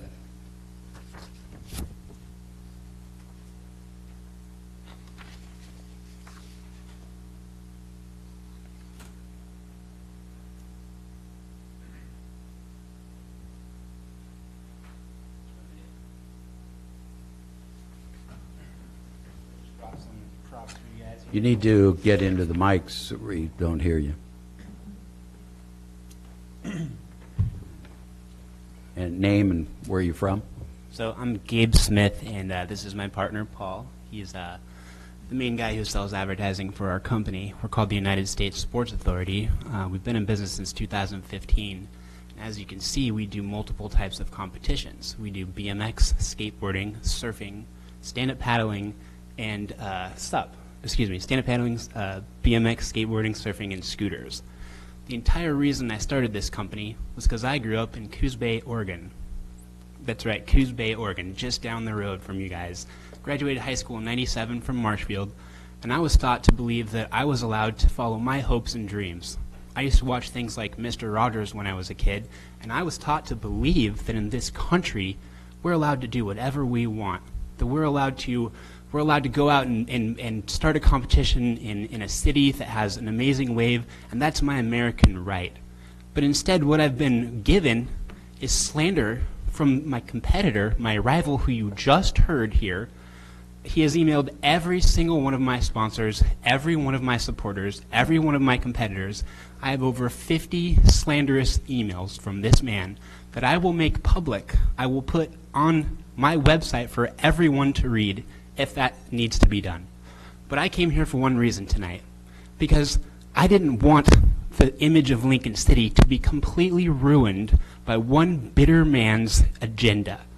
Everything he does, he sends to my sponsors. Every article that is printed by the Lincoln City News, the Lincoln City homepage from Justin Werner, as you can see right here, was emailed to the World Surf League, Magic Seaweed, the Monterey Herald, Santa Cruz Sentinel, Surfers Village. Justin Werner emails every single thing he prints to the World Surf League, to Magic Seaweed, to literally the Global News Center. Okay, he is writing false news stories and sending them to real news outlets on behalf of John Force. And I have actual proof of every single one. It's the internet age, folks. I have email proof of every single thing he's done to my sponsors. This is a World Surf League jersey that we would have used last year.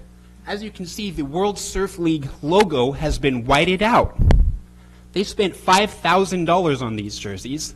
They sent them to us with a whited out logo because of John Force and Justin Werner.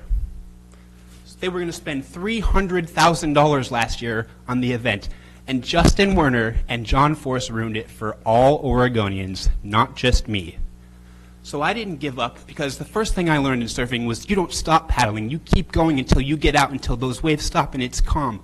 And I am not going to give up. We raised an additional, I'm not even going to disclose how much, but we have enough to put on a webcast and give out $10,000 this year. The question I would ask is not to you, but to the person sitting behind me who just posted on his social media that he is not doing an event this year. So here we are sitting here arguing, and the man behind me has posted publicly that he is not doing an event, that he is planning to give out $3,000 to someone in my competition that he deems worthy. That is what his competition has boiled down to. Because of his own actions, we have given out 1,500 trophies to kids ranging from ages from 5 years old to 35 years old. In the last 5 years, we've had 10,000 participants in our events. 10,000 participants have signed our waiver.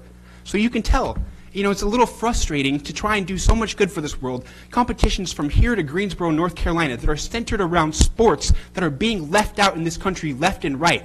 How many skateboard competitions do you hear about? Have you ever had one in Lincoln City? I called to give you as a free competition. I was going to donate all of the entry fees to this city because your skate park got vandalized. It's deaf ears every time I talk to you people. The only reason I was issued a permit was because I am legally have a right to get this permit, and I came in with 7 recommendation letters. But guess what happened? Every single one of those people that recommended me got an email from him. Don't even ask me how he knew that they recommended me, because their logo's not on my website.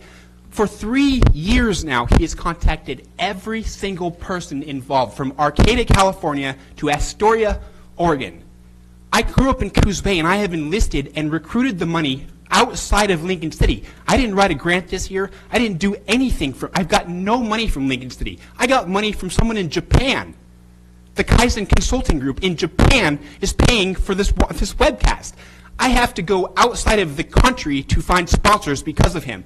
So let me just say one last thing. Does anybody think what he is doing is good for Oregon? He is ruining it for not just him, for anybody that wants to do an event in Oregon. Nobody will put up with this. Nobody. Okay.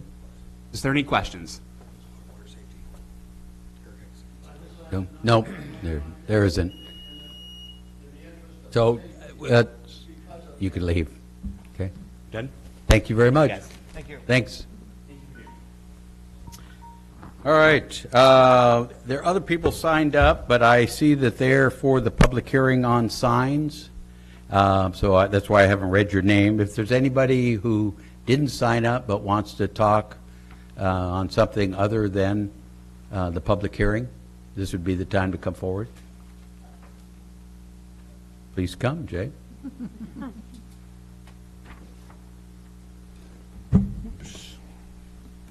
Yeah, I'm Jay Roloff, Lincoln City. Just a basic question. Underneath a lot of the conversation that you've had and the discussion has been the concept of workforce housing and affordable housing, two terms which are confusing to a lot of people, and I don't know whether the council has defined those two terms amongst themselves. So when you throw out the term workforce or you throw out the term affordable, you're all kind of on the same page. So I ask that that definition be made and that we as citizens learn about that. And maybe it already's been done and I'm just ignorant of it. But that's right. It's a good question. Is that the issue? I mean, you already did it? It needs to be formalized, but there are definitions being refined. Okay, so it's in process then. Okay. Thank you, though. We're there. We're ahead of you. Well, or at least on it, right? Thank you, Jay. Anybody else that wants to speak? Hearing none, let's move on then. We have an audit to review. My gosh, at 9 o'clock we get to review an audit. Lucky Debbie. Yeah.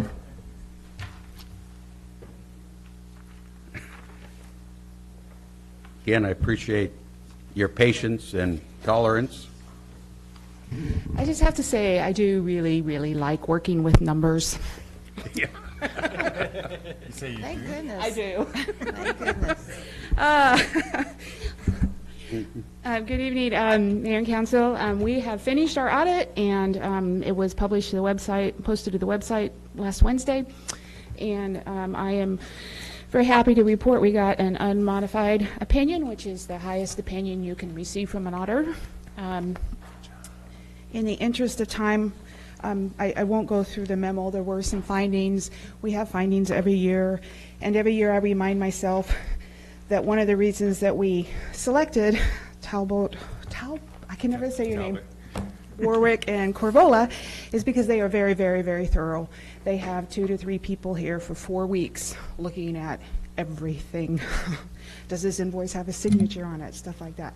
So they are very thorough, and they do find stuff. The stuff they found is pretty normal, nothing extraordinary. So if there are questions, I'd be happy to answer them.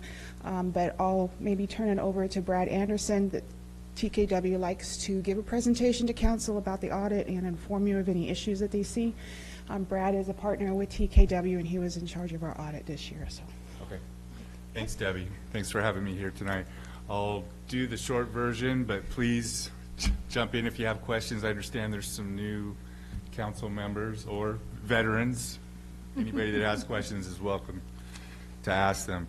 So I'll hit the highlights in the big annual report. I don't know if you looked at it online or made printouts or whatever, but this will be the document I'm referring to, okay, the big thick one. Our audit also covers the Urban Renewal Agency. I won't speak to that separately, but the things I say about the city's financial statements will apply as well to the Urban Renewal Agency. We didn't have different kinds of findings or anything like that for the Urban Renewal Agency, okay? So I'll get started here. So just flipping through what's called the annual financial report, kind of the capstone of the whole exercise, as Debbie talked about. On page 1, independent auditor's report goes on for, if you can believe it, for almost 3 pages. The takeaway there is a clean, unmodified opinion.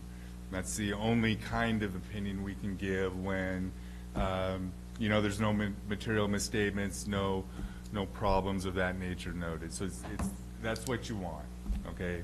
When I come here, that's what you want to hear.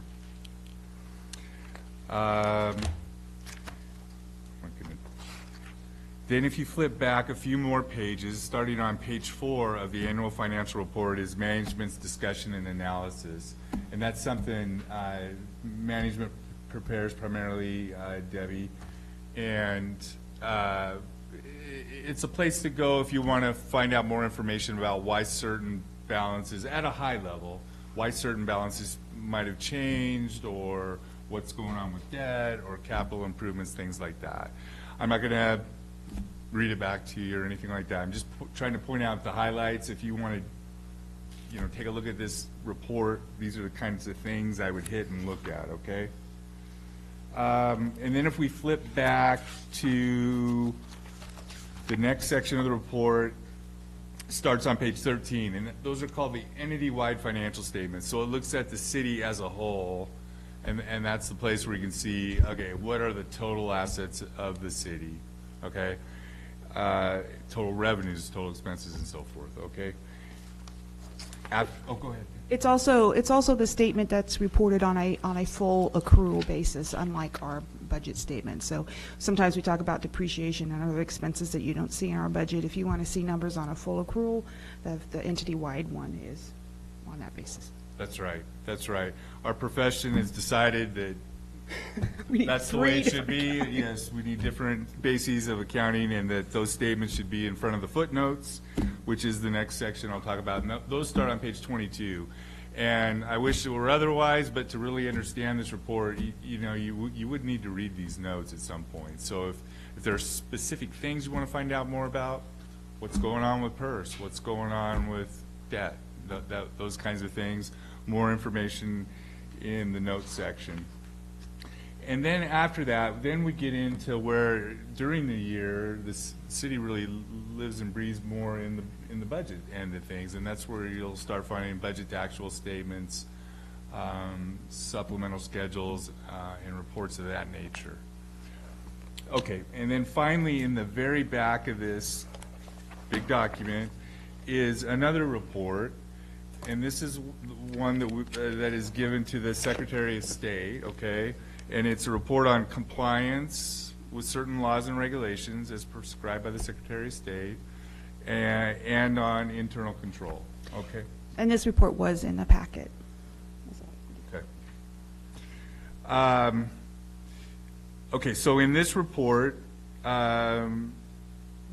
we noted there's 4 or 5 budget over expenditures, and they're listed in the report by fund and by amount if you want to look at those.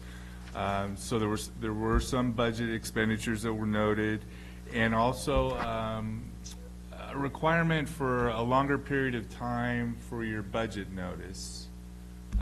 Should have been with 10 days instead of 5, I believe. Sorry, was that what it was? 10? Yeah, 10 versus 5. It used to be that you had to publish for a budget committee. You had to publish it in the paper twice, and once was 10 days before, and once was 5 days before. A few years ago, they changed it. Well, you only have to publish it once if it's also on your website. I was under the impression the timing on those 2 items were the same. Apparently, it would be a good practice for me to read the ORS every year to remind myself that that's not the case. So I kind of made a note to myself to look at that next year. So that was for the fiscal 19 budget. And then the final matter, as I mentioned, this report is on compliance and internal control. And as Debbie mentioned, we did note some internal control findings. And with that, I will go to the next letter, because that is where those internal control findings are talked about. This letter in our profession, not that you'll remember this exactly, but it's called the SAS 115 letter. It's a letter to you folks to just tell you if we found internal control things that we thought could be done better, and we did. The list of things is not nearly as long as it was last year. There were improvements for sure. So I recognize some of you all were here last year. And so I want you to know that, but there are things that we can still work on, right? As Debbie mentioned, she's prepared a plan to work on those things, and you all can talk about that some more if you want to. The control areas were really mainly around just really more timely review of things like journal entries, bank recs, subsidiary reconciliations, and things like that. Making that a little more of a routine, a little more timely. There's room to do that, I think. And then The other area that we noted were in capital asset additions, and you guys have a lot of stuff going on, obviously. There were a number of capital asset additions that council had approved, the original contract, and those typically have a 10% contingency or $25,000. So you can go over by the lesser of $25,000 or 10% of the contract. There was a number that we noticed that had gone over that original authorization, including the contingency piece. So it's something that I've talked to Debbie and Ron about, and I think I think you've gone back and taken a look at them and kind of formalized the I want to be careful, or I'm not trying to speak for you. Tell me if I've got this correct, but go ahead.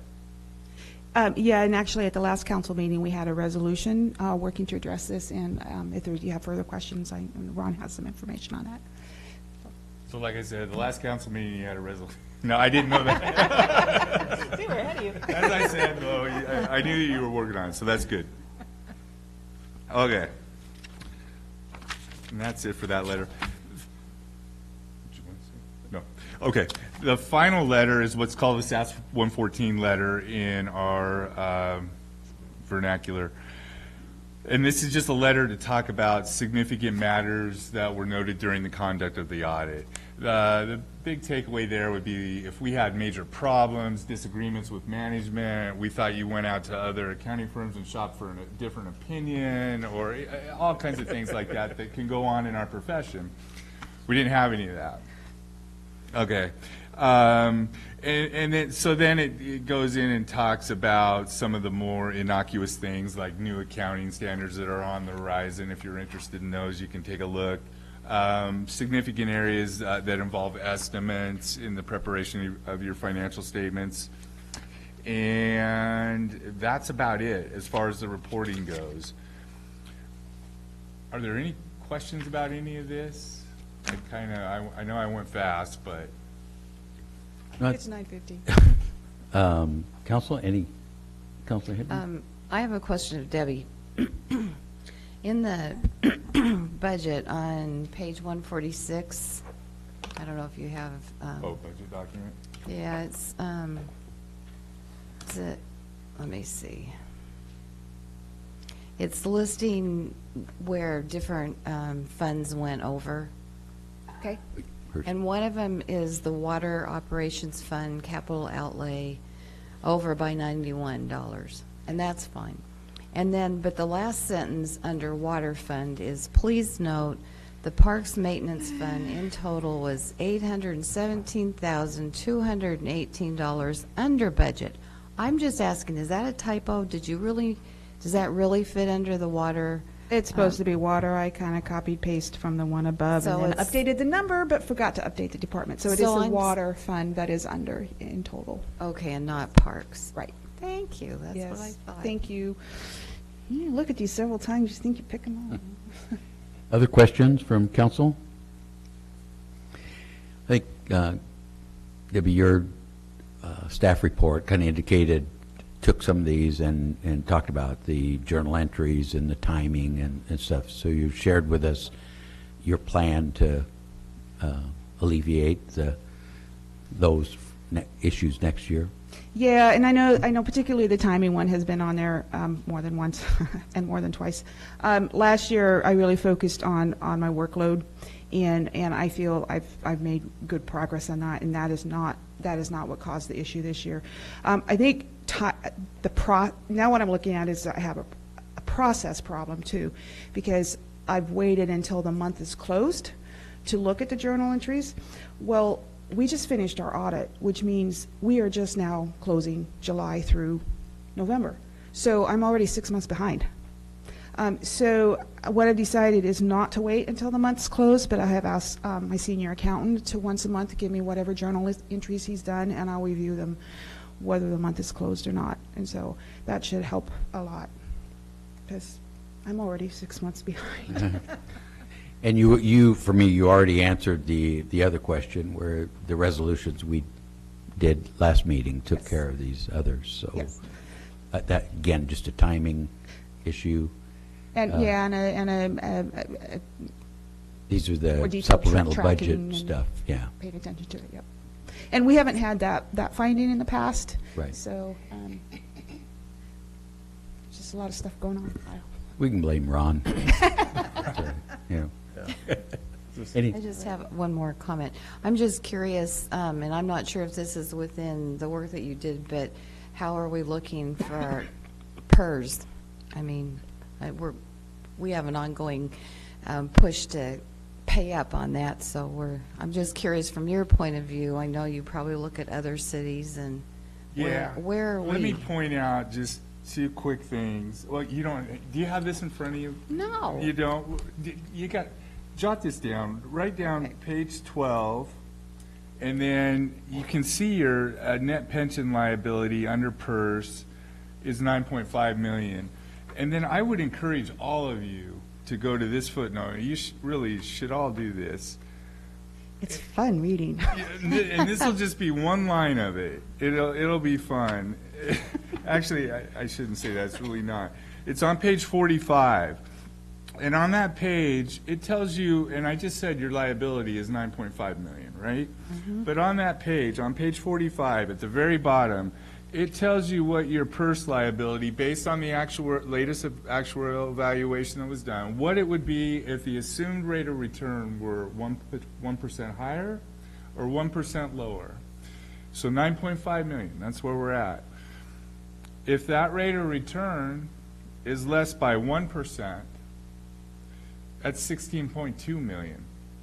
And if it's 1% better, maybe so, $3.9 million. So I would just encourage you to ponder that and read all you can about this PERS stuff. I mean, there's some interesting articles just on Oregon Live within the last few weeks about the Oregon Investment Council and what they're going to recommend next time around for the assumed rate of return, because a big chunk of that valuation is driven by a crystal ball for what the return's going to be, and I wish we all knew that. Could I ask you to repeat that one? You said that if it goes down 1%, then we're at 16 million. Yep. And if it goes up 1%, then it's what? 3.9 million, page 45. So, The liability is highly, highly dependent on what the market does, and the variation is huge. And, but you're going to get us up to speed on all well, this. if I could throw a question at you out of the blue, do you have any comments on the state's proposal for prepaying and that 25% match? Do you have any thoughts on that? I am aware of it. I don't have a recommendation for you. Okay. No, I didn't tell you about it before. No, it's a great question, but I'm seeing a lot of different things out there, and I don't have the answer. I don't know what the answer to that is, but that is one to be darn careful about. This council is very interested, so if you do hear something, let me know. Absolutely. Yeah. I want follow-up on that for sure. Yeah. Is there a downside to not taking advantage of that 25% by paying down PERS matching funds faster? Yeah. Well, I think if things moved in an unexpected direction, if you suddenly had retirees that, for whatever reason, maybe the tsunami does come or something. You don't have as many retirees all of a sudden. Well, maybe I don't know. There are things like that to consider, though. It's not to be taken lightly. Certainly not everybody's going to line up and do that, but it's absolutely worth considering. Well, we're happy to hear the report and see you every year. So far, you haven't delivered bad news to us, so you're welcome back. Well, I appreciate that, and I do hope to be back. I enjoy being on this audit. So You help us and help Ron keep Debbie in line. So. Well, he certainly finds out what I don't do right, that's for sure. And again, my apologies for keeping you so late, but you picked the wrong night. I picked the wrong night, yes. It's quite all right. It was actually pretty instructive. It kind of makes you appreciate what goes on in Washington. They could use some. Hold it. We're working and we get things done, so we're different. I'm like, oh my goodness, so many things got, yeah. Thank you both. Mr. Thanks. Mayor. Mr. Mayor, Yes. before Debbie gets too far, job well done. Thank you. All right, let's move ahead. Here we go. Does anybody need a break? Time. Yes, I'm good now. You said too late now. All right, let's go to public hearings. This is ZOA. It is now 9:25. The public hearing for file ZOA 2018-07 is now open. This public hearing concerns a city-initiated proposal to amend Title 17 zoning in Section 17.80.050 to remove the sunset provision. Wrong one. Sorry. Where are we?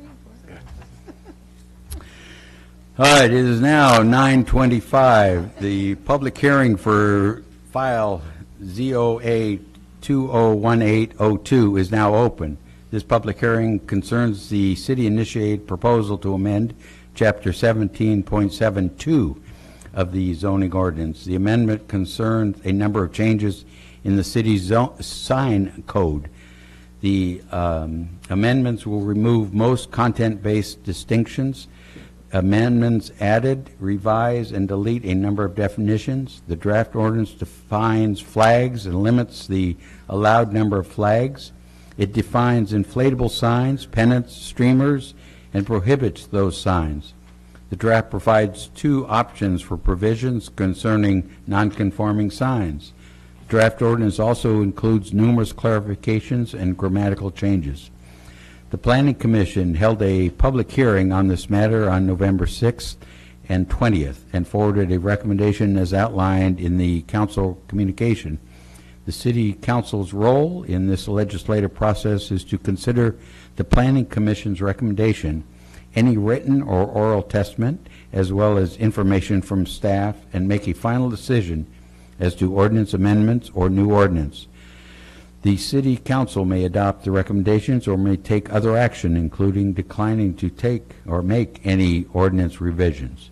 The Council must take a few minutes to cover some preliminary matters and required statements. Does any member of the Council wish to declare a conflict of interest in this matter? Hearing none, we'll check with Councilman Parsons when he comes back. This substantive criteria that applies to this hearing includes the statewide planning goals, the city's comprehensive plan, and the applicable provisions of the city zoning ordinance. Comments and testimony should be directed to these criteria or to other criteria that you believe apply to the subject of this hearing. Before the staff presents a report, I would like to summarize the adopted public hearing procedures. The staff will present a report and respond to any questions. After that, any person may speak for up to 3 minutes. If council members have questions, their time responding to any questions will not be counted in your time limit. If you wish to speak, please write your name and mailing address clearly on the sign-up list at the entrance. Please speak directly into the microphone and begin by stating your name only. If you also have written testimony to submit to the record, please provide a copy to the recorder.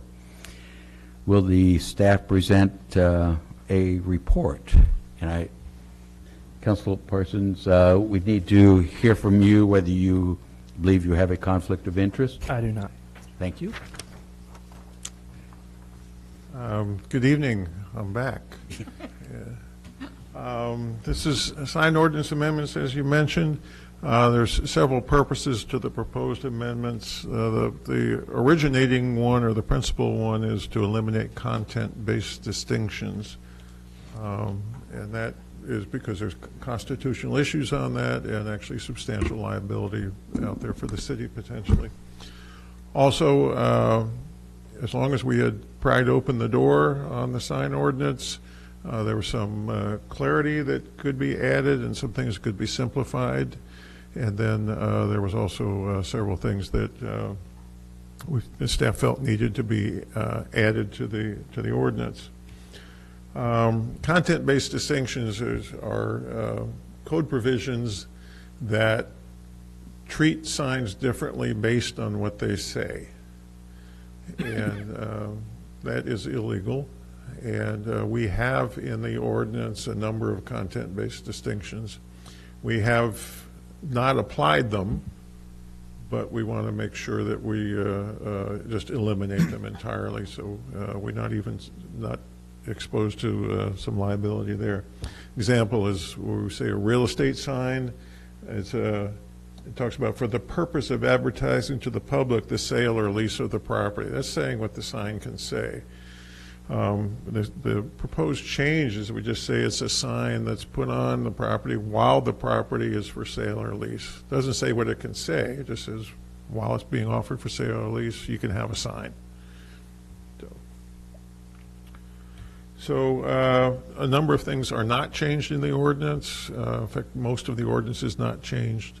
There is a host of grammatical changes and clarity changes that we think are badly needed, but things that in particular that aren't changed is the sizes of allowed signs, the number of allowed signs, and the locations of allowed signs.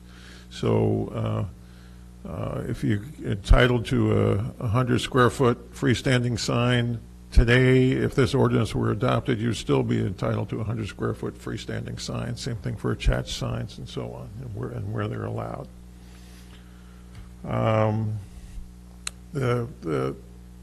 This has been under discussion for quite some time, as you saw in the staff report. Actually, we started on this last June at the Planning Commission. One of the things that's gotten the most discussion or the most concern is been around flags and banners, what we're calling feather banners in the ordinance. Right now, the ordinance exempts flags from the sign code without defining what a flag is. We're proposing to add a definition of flag to limit it, the breadth of possible interpretations of what a flag is.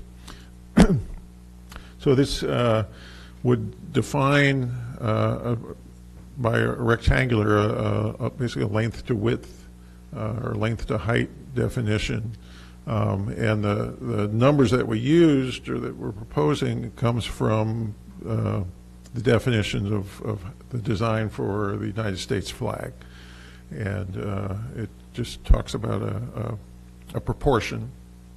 So it couldn't be square, for example. It couldn't be extremely long or whatever. But it doesn't matter what it says. It doesn't have to say anything, but it doesn't matter what it says. It could be the U.S. flag, could be almost any other country's flag. A state flag could say anything essentially on it. It doesn't have to be a governmental flag or anything. Like these are examples of things that would qualify as flags. But the proposed code specifically says that this kind of banner is not a flag. So it wouldn't be exempt from the code. It would be regulated like any other freestanding sign. So one of the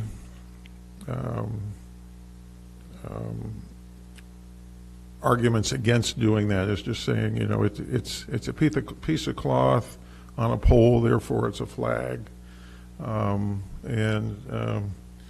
That's a piece of cloth on a pole too.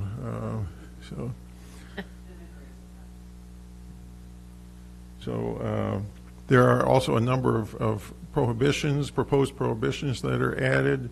Balloon signs would be prohibited, as would be inflatable signs.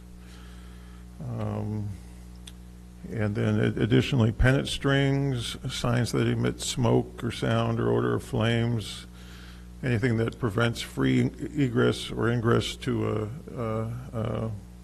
a building. Sometimes you get like an upper story, it's possible to get a sign that basically blocks a window or something like that. We want to make sure that we don't have fire safety problems with that. Reflective signs, which are basically, again, things with mirrors or whatever. And then projected signs. And that is starting to see that where it's actually projecting a slide on the side of a building. So it can end up taking up the whole side of the building or what have you. And it's again, a proposed prohibition on that. Another thing is the code currently says that non-conforming signs, their structure can be replaced as long as it's like for like. In other words, if it's a great big non-conforming sign that is on wooden posts, you can replace the wooden post. Or if it's on steel posts, you can replace the steel post with another steel post,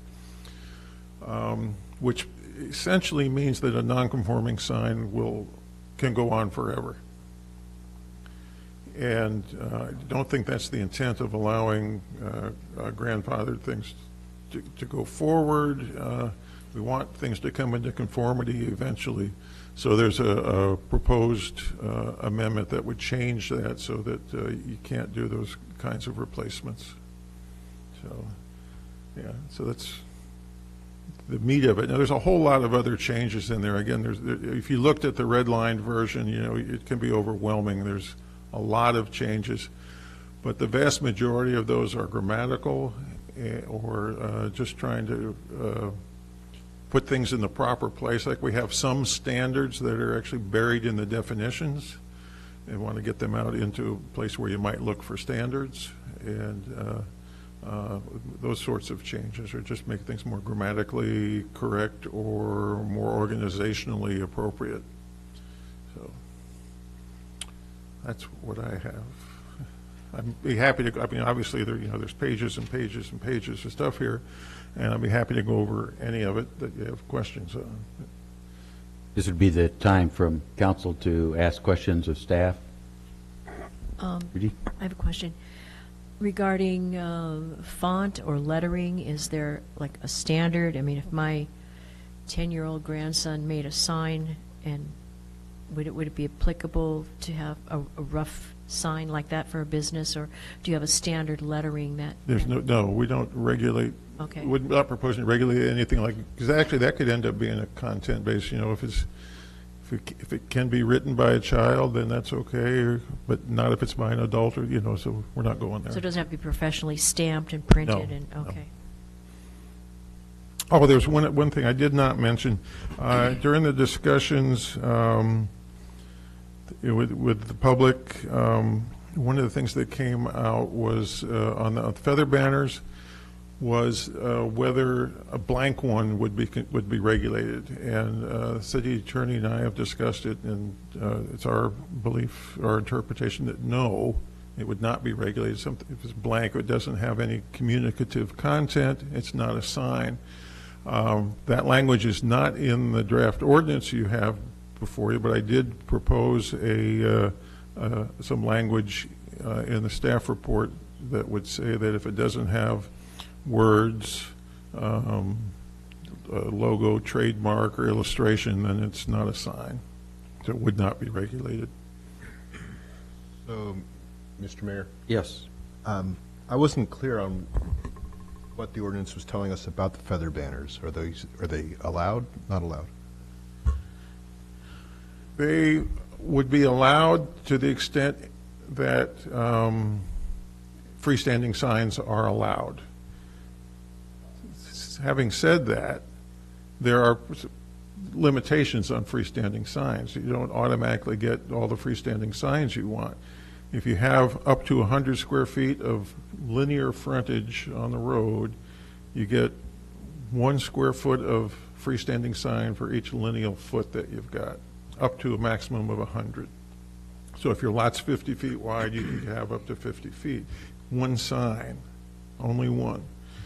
If you have more than 200 feet, you can have one 100-foot sign, 100 square foot sign, and then a subordinate sign that would have 1 square foot of sign area for each lineal foot of frontage that you have over 200. And that's the way it is right now. That's the rule right now. So freestanding signs are limited. The only thing you'd get for having a feather banner instead of a permanent sign is they're cheap. But you don't get another one because it's a feather banner.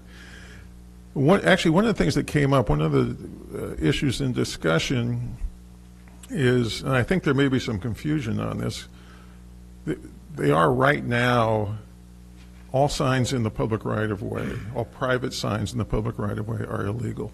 They always have been. There are people who are not happy about that because they may be right up against the right-of-way, so they don't have a place to put a freestanding sign that's legal. That has nothing to do with what's here in the ordinance. That is just the rule. It's private use of a public resource, and that's illegal. So, but again, so if you have people who want to have their banner, the feather banner, out on the sidewalk, in most cases that's already illegal because the sidewalk in most cases is in the public right-of-way. So as a follow-up question to that, who enforces when a instrument is in ODOT's right-of-way? Our code enforcement officer. So the city does, Yes. then would. Yeah, okay. and actually, one thing I think the city needs to do is enter into an agreement with ODOT for management of the sidewalks that are in the right-of-way, because it would cover not only making real clear about signs, but also things like weather protection structures over the sidewalk, blades, pedestrian-oriented blade signs that stick out over the right-of-way. Those kinds of things should be legal, but you need to get that cleared with ODOT, and so through a intergovernmental agreement or memorandum of understanding, we could do that. So. Other questions, Mr. Mark? Yeah, and so on this whole content-based question, the way I'm reading this law is if I've got my property up for sale, I can put a sign of a designated size on my property that says whatever I want it to say. It doesn't have to say my house is for sale. It could say I like Ike or something. Right. But I can only do that if my house is for sale. I can't, if my house isn't for sale, I can't put a sign up that says I like Ike in my yard? No, that's not true. You can, there's several different kinds of signs that are allowed at your house. During an election season, which is specified, there is a sign that's allowed. We don't say that it has to say anything political. And during, I think during a garage sale, you can have a sign. So we don't I went through, actually, I looked through, and I think you can end up with something like 200 days a year you can have a sign in your front yard. So we're afraid, because of the U.S. Constitution, that we can't tell people what they can put on their sign, but we are allowed to say you can only have a sign in your yard for a certain amount of time, and then you can't have a sign. We're allowed to have reasonable time, place, and manner rules. We're just not allowed to regulate content. We could say you can't have a sign at all, except maybe during election season. But, well, I guess I'm wondering, what's the basis for saying you can't have a sign 365 days? I mean, if you can challenge content, why can't you challenge, how can you tell me that I can't put a sign up every day of the year? You're allowed to have reasonable regulations relating to aesthetics. The Supreme Court has said that explicitly. What we've tried to do throughout the ordinance is strike a balance between communication, economic development, and city appearance. Mr. Mayor. Yes. You can go first. Okay, well, he was just had his finger up. Okay, I'll go. You can go after me. I just have a question for you in your staff report.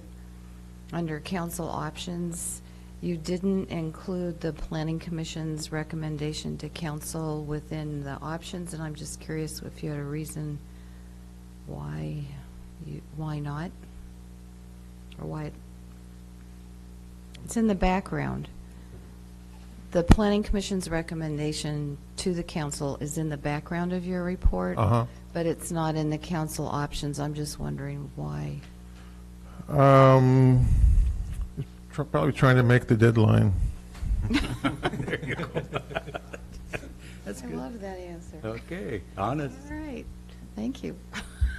But I mean, I laid it out there. I said, obviously you can do anything, but yeah, you can divide it or not divide it or whatever you want to do. So I just thought maybe you had a. Mr. Appicelli, you had a question, or? I just wanted to point out that last October we adopted Ordinance 2018-13, and that is added to Chapter 9, prohibitions about and regulations of temporary signage.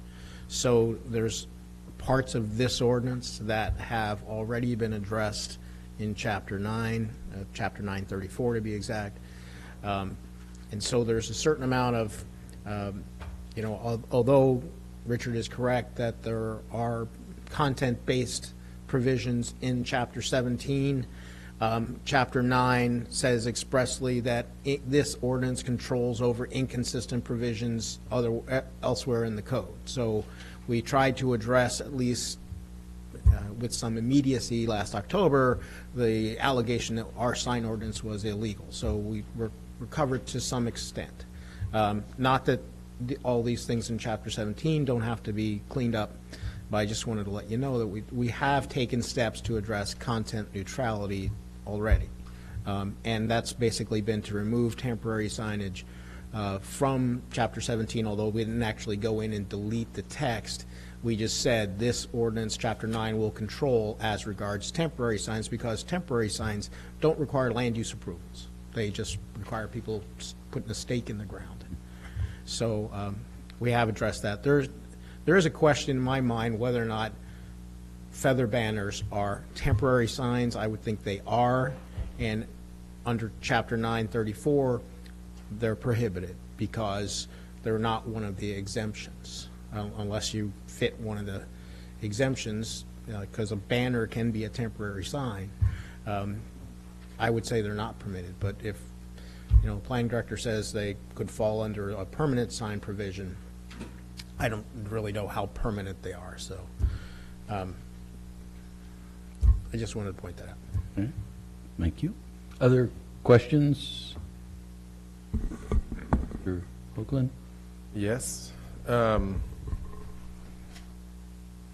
I know we've talked about it before, but the electronic signs not being able to be changed for more than once per hour.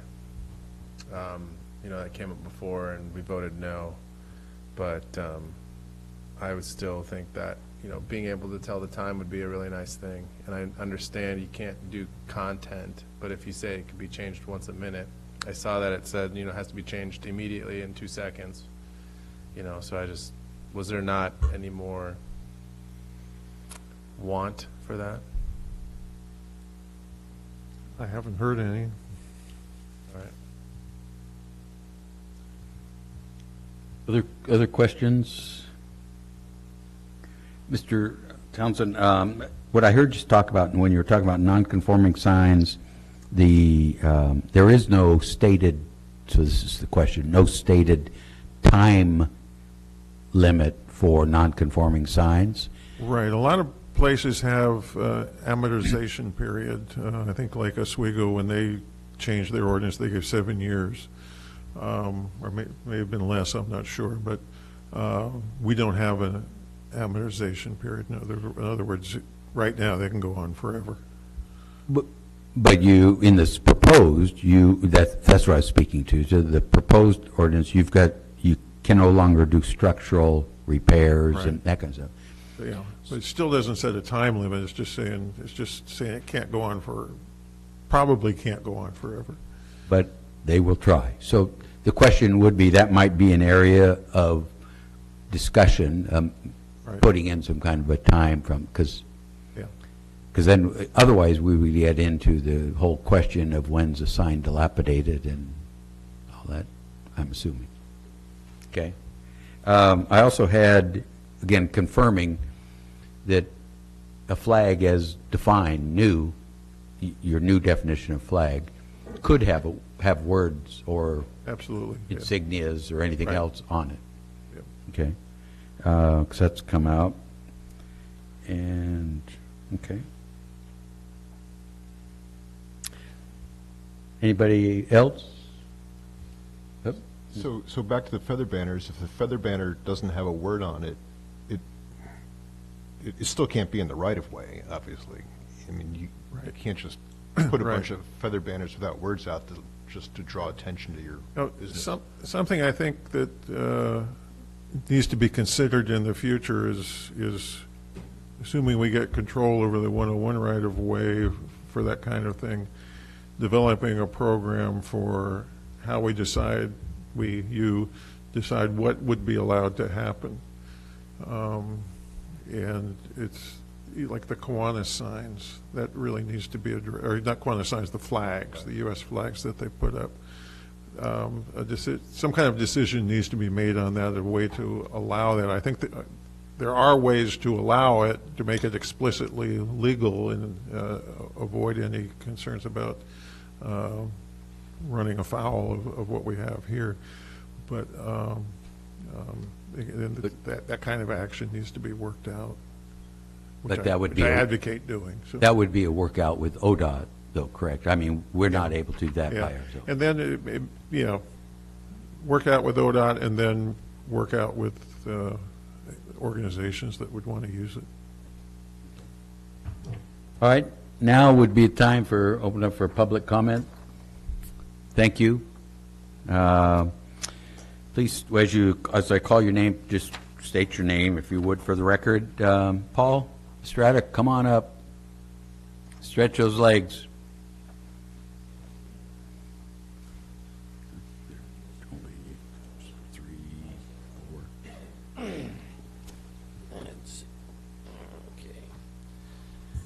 Good morning.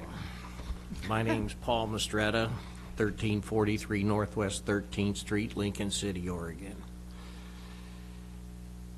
It seems once again the business community finds itself at odds with the government at large. I always wonder where things like this come from, the sign ordinance. As if it's not tough enough to do business here as it is. Further constraints on reaching out to our customers, the use of banners and flags are always a relatively inexpensive way to reach visitors. We are a tourist town, aren't we? Yes, we are. By definition, by decree, how do we reach tourists? It lets them know, to a certain extent, when we're open and an inkling of what we have to offer. Making these things subject to a permit fee, which he forgot to tell you about. It's $100 for one of those banners. They'll let you have them for $100. He forgot to mention that. There's little things he forgot to mention, like Riley can't put balloons on his mailbox for his kid's birthday. That's in there too. I mean, come on, guys. How far does this go? Pretty far. I mean, they've always been allowed and even encouraged as the city has made allowances in the concrete for these kinds of things. Don't remember when the last time one was confiscated, but I'm sure it's happened at least once and must justify their existence. And it's even been encouraged through, you know, the Chamber of Commerce paid for all these flags to be put out there. 10-foot standards. Actually, they were 13 because they had to buy the PVC pipe special. The welcome signs. Can't have, you know, like I got a little welcome sign out in front of the mystical tourist. It's like, can't have that no more. Well, that seems a bit much. You also can't use an appliance that emits anything in the atmosphere. Does that mean people can't vape out in front of a business? Does that mean 3 people out in front of the coffee shop with logo cups can't stand there because there's steam coming out of the cups? Think about it. What about my bubble machine? Come on. Kids love bubbles. How do you attract parents? Get kids to want to come in. You put bubbles up, the kids will come. Okay. And obviously you're making the distinction that, oh yes, we can put up an American flag. Thank God for small favors. And what about the music played by the outlet mall? Did he forget to tell you you can't play music outside your business either? It's in there. Okay? Read it. It's in there. Okay. Sorry. You were running out of... I had 5 minutes like you do during the original. Yeah. Thank you, Paul. You're welcome. All right, Laura.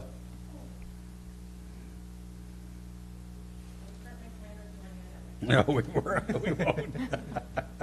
You'll get your full 3 minutes. Oh, I bet. Thank you, Laura. Appreciate it.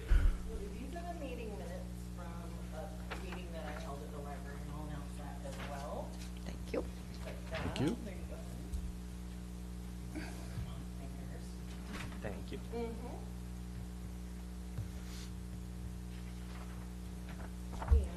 the one I'm giving to the city recorder has the attendance sheet from that meeting.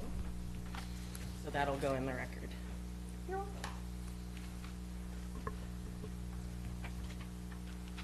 I'd be nervous, but I know most of you. My name's Laura Jokey. I'm a business owner, one of the city's tour guides. I run LCCAC, which is the Lincoln City Community Action Committee. So for those who don't know that, it's an accountability committee in both ways. I'm an advocate for not only you on council towards the public, but I'm an advocate for the public towards council. So that's why I held a meeting at the library. I got notified by a lot of concerned business owners. So let's see here. Oh, and I'm a professional tourist. I logged over 9,000 miles driving to my mine on the Oregon-Idaho border last year. So I went through many, many towns about the size of ours to see how they interact with their tourists. So I went and I had my meeting on the 6th of January, and then I went to Lori's chamber meeting. A lot of similar faces, some different council members present. Really similar information though. So essentially what we came away with, and I'm not going to repeat what I gave you in the minutes. I'm going to give you some bullet points that I took away from both meetings I went to as not only a business owner, but a lot of you don't know I helped develop callruby.com in Portland. It's now a multi-million-dollar call center. And so I know something about communicating with our customers, communicating with our employees, and getting a message out there in a way that it's effective. So one of the things I wanted to talk about is that as a business owner who's fairly involved in a lot of stuff, it's become very obvious that the communication channels for communicating with our Main Street businesses and the businesses that interact with our tourism population, it is underdeveloped. Lori R.C. Torres of the Chamber has said, oh, well, we were working on this since the summer. Well, one of the things that you'll notice as a pattern is that the businesses who work with tourists don't go to Chamber. Why? Because we're retail establishments. We are providing services to strangers. Strangers don't go to Chamber. We're busy providing services to strangers. So that's something that me on the Explore Lincoln City Committee and some other avenues we're working on, trying to get like a Main Street Business Association just to be able to get messages out. So therefore, I got a lot of angry businesses in December who are just hearing about this, even though this process was going on since July. So anyways, one of the biggest things that everyone came to us is that, well, we're not doing this because it's fun to spend money and they make our businesses look pretty. There's an economic need. And Richard Townsend just spent 10, 15 minutes telling us exactly how we need to put lipstick on a pig. What we need to do is have a barbecue with that pig, send our sign, whole ordinance back to planning to be put with our design standards, and to find a sign ordinance that works for our town. Because currently, a flat sign ordinance that is supposed to be attracting the attention of people who are strangers in our town, driving through at 30 to 35 miles an hour, doing this is a safety problem.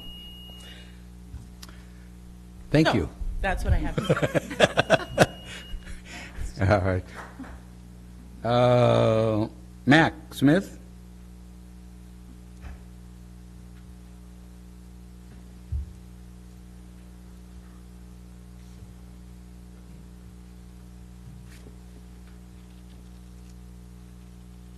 Good evening.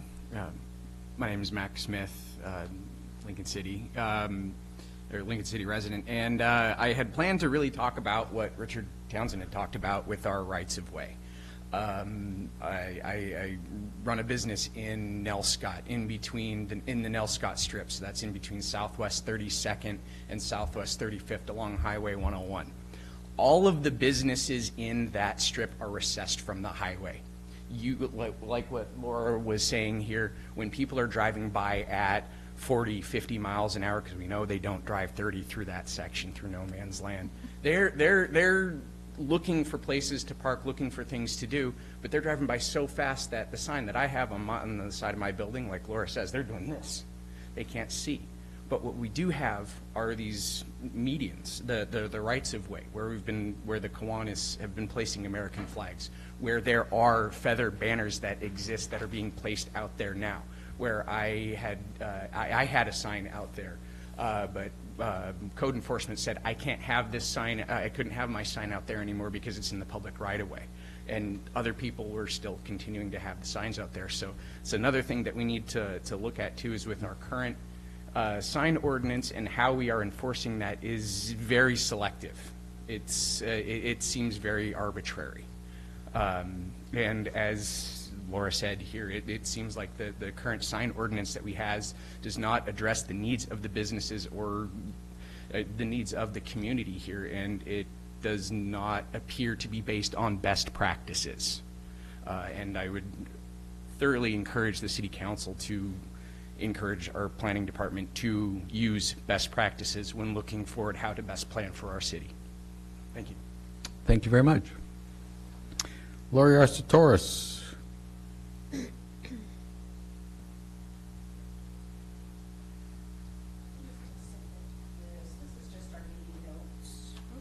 From our couple meetings, the agenda. Good evening. Wow, it's getting late. You probably hadn't noticed. I'm Lori Arcetoris, Executive Director of the Lincoln City Chamber of Commerce. And I, too, am here tonight speaking in regards to the sign ordinance. The Chamber has organized and participated in multiple meetings with business owners that are both members of the Chamber and business owners who are not members of the Chamber. And yes, we do support all businesses and, in particular, tourist-based businesses. Our hope is to come to an agreement by all business owners involved as to how to best update the sign code in a manner that will be acceptable to everyone concerned and allow for structure and consistency throughout Lincoln City.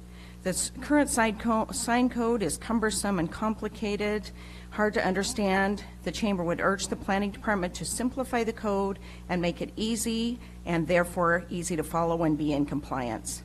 We would also urge you to ensure that there are clear definitions for all signs, because there's been a lot of questions as to what the definitions are, including the feather banners and flags. Feather banners are a way for business owners to draw attention to their businesses. It is our hope that they will be allowed to continue to display feather banners, thus giving them the opportunity to attract customers to their business. But with that being said, we would like to see some clear direction and enforcement of the parameters placed on the feather banners in regards to height, width, flags, especially condition, placement, and permitting. Lincoln City is a coastal town, and having banners and kites give tourists the impression they're in a fun coastal environment. However, we want to keep Lincoln City looking its best at all times without a lot of visual clutter.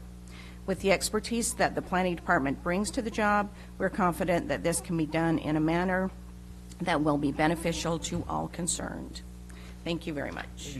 Thank you for coming. Did anybody in the audience wish to come forward? Counselor, please. Former. Never former.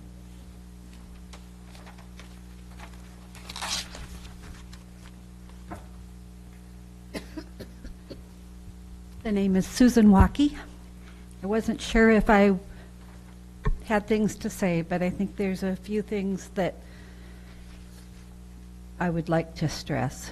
I understand the need to eliminate content-based rules and to correct grammatical errors and to organize your ordinance appropriately.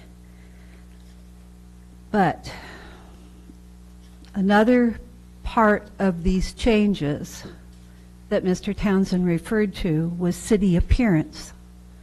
And city appearance reminds me of design standards. And I understand that there is going to be some discussion about design standards in the community, and I think that needs more input before you make those kinds of decisions. I would like some clarification about the Kiwanis flags. That's a big money maker for the Kiwanis, and that money stays in Lincoln City, helping our children. I'm not sure exactly what the Planning Commission recommendation was that Ms. Hinton referred to, but I believe it was to divide some of the draft ordinance and adopt some of it and put some of it off for further discussion, and I would encourage you to do that.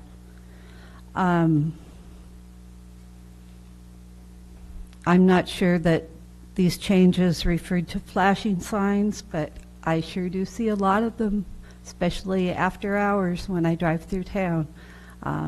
People don't turn their signs off, they turn it to flashing instead, or they don't turn them on right and they're flashing. And either we have signs that are allowed to be flashing, or we enforce the signs that shouldn't be flashing. It's 10:05. I understand why we moved the deliberations to the beginning of the agenda, but waiting to start public hearings at 9:30 is asking a lot of the public. So I would encourage you to shorten that part of the agenda in future meetings. Thank you for listening. Thank you. Anyone else that would like to speak that hasn't had the opportunity to sign up? Seeing none, then we're at that point. Are there any comments from representatives of public agencies? Seeing, hearing none. If there's no further comment, is there a motion to close the public hearing and the record? That would be our next step. Or continue. Or continue. And if we've learned from the other five, we're not able to, once we close the hearing and record, we're not able to gather more information, unless we kept the record open for longer. But as Mr. Apicella said, we can continue this public hearing to the next meeting. What would you? I would like to make a motion to keep the record open and extend the public hearing until the next meeting. Okay. So continue the public hearing Continue the public hearing to February 11th or February 25th? February 25th. I think the 25th? I think the 11th meeting is going to be a lot of work, and so I mean, this is like 4 meetings in a row where it's like 5 hours, you know, Well, so I mean. 2 under my watch. This is all I'll Richard's second fault. It's Richard. It's Townsend. Richard Townsend for wanting to So, retire. did you second it? Congratulations. I don't know that. sir. I'll second. So we have a motion and a second to continue to February 25th, meeting, 6 o'clock, this location. All those in favor, say aye. Aye. Opposed with a nay? Nay. Okay, one opposed. So that takes care of that. We'll keep going with this on the 25th. Now, let me keep coming with. So we have reappointment, special order of business, reappointment to Parks and. No. What? Go back to 13. Public hearing, sunset provision. You got another script up there. Oh, my gosh. Got a couple more of these. Woo. Well, we're clearing out the audience anyway. That's all right. I apologize. Here we have. All right.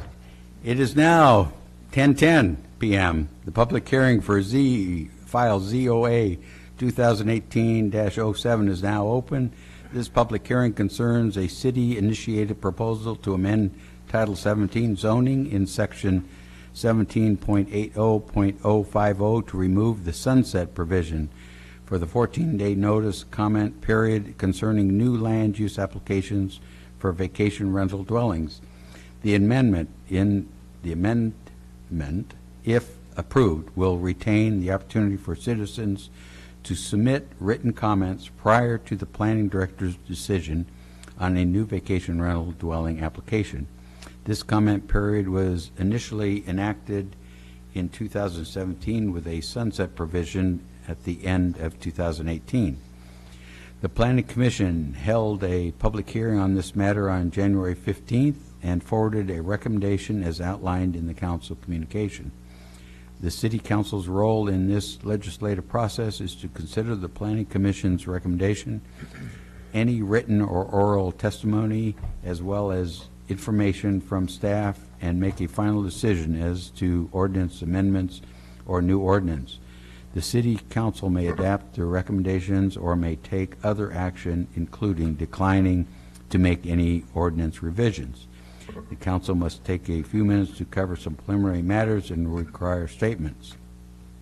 Does any member of the council wish to declare a conflict of interest in this matter?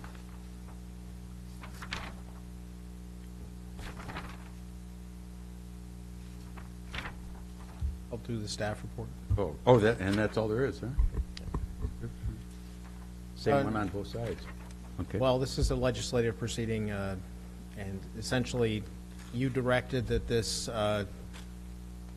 sunset clause be removed from the code. However, it became operative on December 31st and removed the language that, you know, it said it would, and because we didn't get the code amended before December 31st. So that's why the ordinance adds back in the language that's underlined in bold. That's the language that is still there now, because the Municipal Code Corporation didn't go remove it, but the operative language, the sunset clause, would have removed that language. So just for proper form, I underlined and bolded it and said, we're putting this language back in and we're striking out the sunset language. So that's the long and short of it. I did write findings, although I truly don't believe that the goals are implicated in any way except maybe public participation, because giving more notice than is legally required seems to further, you know, goal one. So I wrote the findings. Other than that, I just asked that you know, you take public input, if any, and then I think we could proceed with the ordinance. Any questions of staff? Any public? I got questions. Oh, you do? Oh, staff? Okay. Yeah. Sorry to. So the point of this was to cut down on frivolous appeals, correct? That's one of the reasons. One of the reasons. Do we have an idea of what that costs the city of an appeal? Well, what it costs property owners is it typically costs them some money to file an appeal. And so what we're trying to do is cut down on the cost for, I have to appeal this in order to say what I want to say about this application, so. And my next question would be about, I believe somewhere I read 21 to 23 complaints we've got or feedback from these notices, something around there, which if my math was right, comes out to about $60 to get a notice or for somebody to complain to us from this. I'm guessing that's correct. If you read That's it, it's based off probably the in the planning. $750 printing and postage and the same cost for staff. It's probably in the planning commission staff report for that. It seems like a lot for something that's more than we need to do. What, except the way, if I can, the way I understood that was there's a cost for putting out all these notices, postage and stationery, and then staff time. So that's $750 and $750 that was in the report, and then some undisclosed cost. So there's even more on top of that. Yeah. So, So we're for these mailings, so, you know, I think, as I'm reading it, by going through with the ordinance and keeping the mailings, because that's what this ordinance does, we'd be spending that money or additional. Right? Am I? Yeah, I've you got can, you can do more than is required by the law. So if we just did the minimum, we'd make the decision and then notify people that we made a decision, and then they come in and say, well, how do I appeal that? And then we have to go through an appeal. So the idea is if you notify people ahead of time, they can comment, they can feel that they've been heard, and then they Right. won't file an appeal. I understand. I'm just more looking at the cost of it, like per. Any other questions? If I can, 'cause I guess we had a public hearing on this before, and we've made changes, that's why we're doing this again. But as I recall, I asked the question of staff of how many times did the responses from neighbors change the decision? And I got, I think, 0, unless it was really outstanding. But on the other side, what I heard from the citizens, that they appreciated knowing. Right. And so that was the counter argument is, even though it's allowed, it's an automatic, not an automatic, but it's a approved use in these zones, we still do it. And that's why this sunset was there, saying, do we still need to, since Right, it's approved use in the zone. I'm asking because it seems here we're going above and beyond to get that interaction from the public where we don't in other places. So for me, it just came back to the cost per notice was all. Yeah. Other comments, thoughts? Okay. Any public comments on this issue? Any agency comments? Hearing none. Motion to close the hearing and the record? Mr. Mayor, I'd like to make a motion to close the hearing and the record for ZOA 2018-07, or also known as Ordinance 2019-01, which removes sunset provision for 14-day VRD comments. Second. It's a motion with a second to close the public hearing and record. All those in favor say aye. Aye. Aye. Opposed? With a nay? Hearing none? All right. Would you mind if we deliberated at a future date, or do you want to just go with the ordinance? Okay. We can, with a motion then. I make a motion. I move to approve Ordinance 2019-01. Well, move it forward to first reading. Oh, I forgot that part. Okay, move it forward to the first reading, which removes sunset provision for 14-day VRD comments. I guess I'm moving too fast. Is there a second? Second. All those in favor say aye. Aye. Opposed with a nay? Approved. First reading, please. Your Honor, Council, this is the first reading of ordinance 2019-01, an ordinance of the City of Lincoln City amending the Lincoln City Municipal Code, Title 17, Zoning, Chapter 1780, provisions applying to special uses, amending Section 1780-050, vacation rental dwelling use criteria, Paragraph C, application and review, Subparagraph 2, administrative review and decision to remove the sunset provision for the 14-day notice and comment period. Ask for approval of first reading. So moved. Second. You just got a second? We've got a motion and a second. Any further discussion? Hearing none, roll call, please. Coos. Yes. Excuse me. Mark. Yes. Parsons. Yes. Anderson. Yes. Casper. Yes. Hinton. Yes. And Hoagland. Yes. Motion carries. Your Honor, Council, this is second reading of ordinance 2019-01, an ordinance of the City of Lincoln City amending the Lincoln City Municipal Code, Title 17, Zoning, Chapter 1780, provisions applying to special uses, amending Section 1780-050, vacation rental dwelling use criteria, Paragraph C, application and review, Subparagraph 2, administrative review and decision to remove the sunset provision for the 14-day notice and comment period. Ask for approval of second reading and adoption of the ordinance. So moved. Second. Got a motion with a second to approve the motion, second reading of this ordinance. Roll call, please. Mark. Yes. Parsons. Yes. Anderson. Yes. Casper. Yes. Hinton. Yes. Hoagland. Yes. And Coos. Yes. Motion carries. Thank you. All right, now I can go to special order of business. We have a reappointment to Parks and Recreation Board of Donna Eddy. As you know, the process is a couple of counselors interview potential candidates. In this case, past Mayor Williams and past former Susan Walke interviewed Donna Eddy, and each in separate recommended Donna to continue with a reappointment to Parks and Rec. You saw her application in the packet. She would be a reappointment from an unfilled term that she finished into another partial term, and she'd be filling the urban growth boundary kind of position. Mr. Mayor? Yes.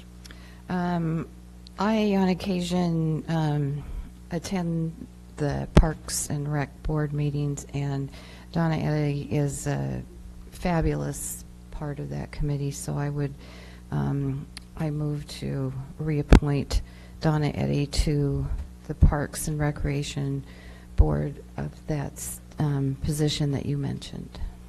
Great. Is there a second? Second. We have a motion and a second to reappoint Donna Eddy to the Parks and Recreation Board. All those in favor say aye. Aye. Opposed with a nay. Passes. Thank you. Thank you, Donna. We are down to City Manager report. Thank you, Donna.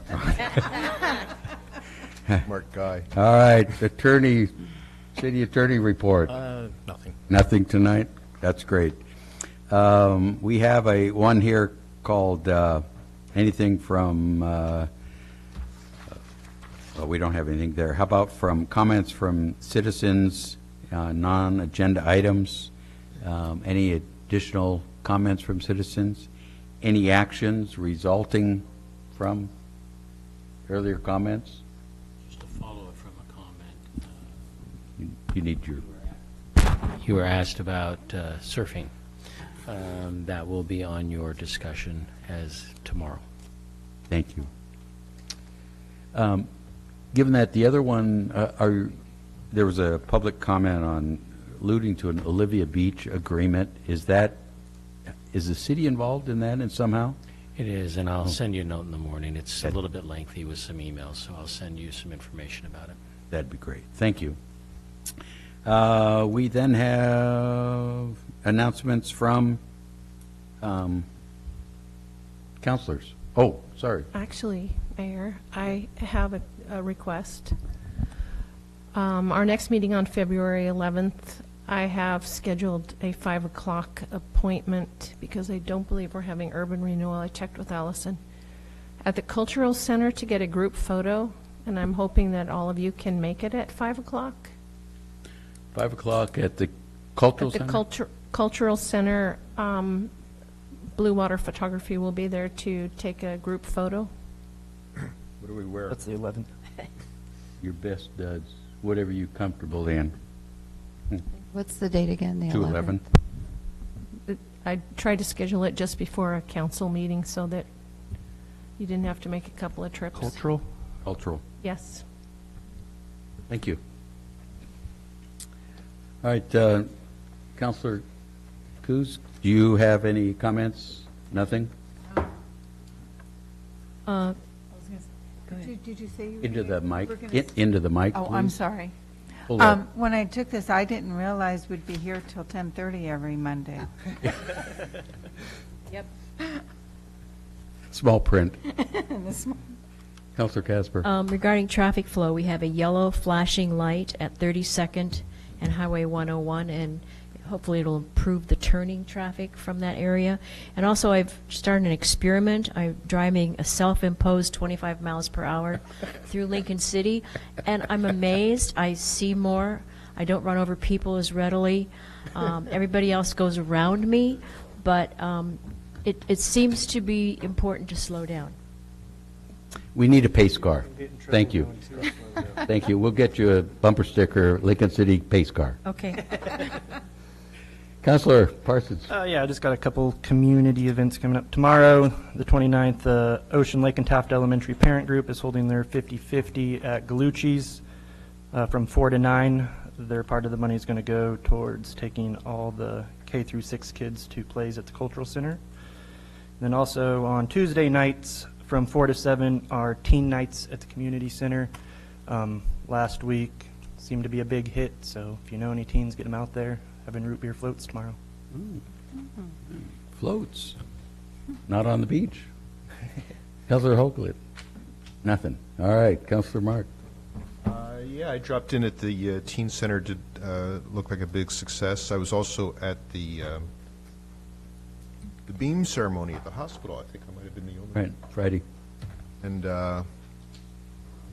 was a little touched to put my mother's name on the beam. She passed away at the age of 93 at that hospital 2 years ago, and I couldn't ask for better care than she received there. It was kind of wonderful, and I was totally impressed by the audit. Oh, good. Great. Thank you. I just wanted to add my ditto, but what's past that? Anyway, for the teen center, I dropped in there, and the kids were having a good time. I was hoping to hear from or meet the teen council, so maybe sometime they could come to council, or we could work out some. I was just wanted to ask them a couple questions how they were doing, and it I can turned give you out a that note when on I that. was, I'm sorry. I said I can give you a note on that. My Oh. son's on the teen Oh, is council. he? It's not fully formed yet. They haven't had their first meeting. Okay. The teen council were all in the swimming pool with the exception of one kid while I was there. I thought that was good anyway. But I would just hope that in the future that it seems so well attended that first day, and just being the first day and not fully set up, that I really hope that we can increase the number of days and increase the hours, but I realize that's a staff issue. Sorry, Ron. Anyway, it was excellent. Well, actually, it's a budget issue. You can take care of that come budget time. So I'd also remind you all that we have a work session tomorrow because we're not getting out of here early enough. So we'll put it back to all the way to 5:30. 2 hours. Limited, Ron says, for sure. 2 hours. Tomorrow here at 5:30. Other one reminder, because it's not getting enough press, and you need to remind folks of the Canine Police fundraiser website, lincolncityk9.com, and there's PayPal right on it. So if you want police dog and officer, that's where we do it. Also, transit room tax training for those organizations, individuals that need to learn how to fill out the forms to get the money to the city and avoid audits and bad things. There's a training sponsored by the Chamber on February 26th, right after the State of the City speech at the Cultural Center, 1:30 to 3:30. That's on the 26th of February. And then you councilors all got notice, so this is public, of the bridge work, since we got our earful regarding night work. You know, night work starting on the bridges. So February 4th, that's next Monday, and we'll be posting things up on the website and everything else. But you might as well warn the citizens, this is the D River Bridge starting on the 4th. And the only other thing I would have, if you can have tolerance for just a second, there's history again. Councils of past seem to have made a concern about using public Lincoln City media in vehicles to announce and promote citizen elected interaction. So what I'm asking for is for your consensus to ask staff attorney to arrive at a policy that would allow us as councilors and mayor to, like a public service notice, if you're having a coffee, a forum, something for your ward or the city to exchange ideas, not limiting just to you, open to everyone, as well as other electeds, that we could use the city website, city Facebook, or type of things to try to get that word out to the citizens. It needs a policy in order to do that. So I would ask for your consensus or at least discussion on it, why that would be a bad thing. Mr. Mayor. Yes. I would support you and direct staff with council to begin the process of... Bring us back a Correct. policy. Right. Correct. Sid, Councilor, any problem with that? Nobody has a problem with that? With you 110%. Okay. So can you consider that consensus, please? And I don't have anything else. I'd like to go home. Thank you. 10:31. It's earlier than last week. Was it?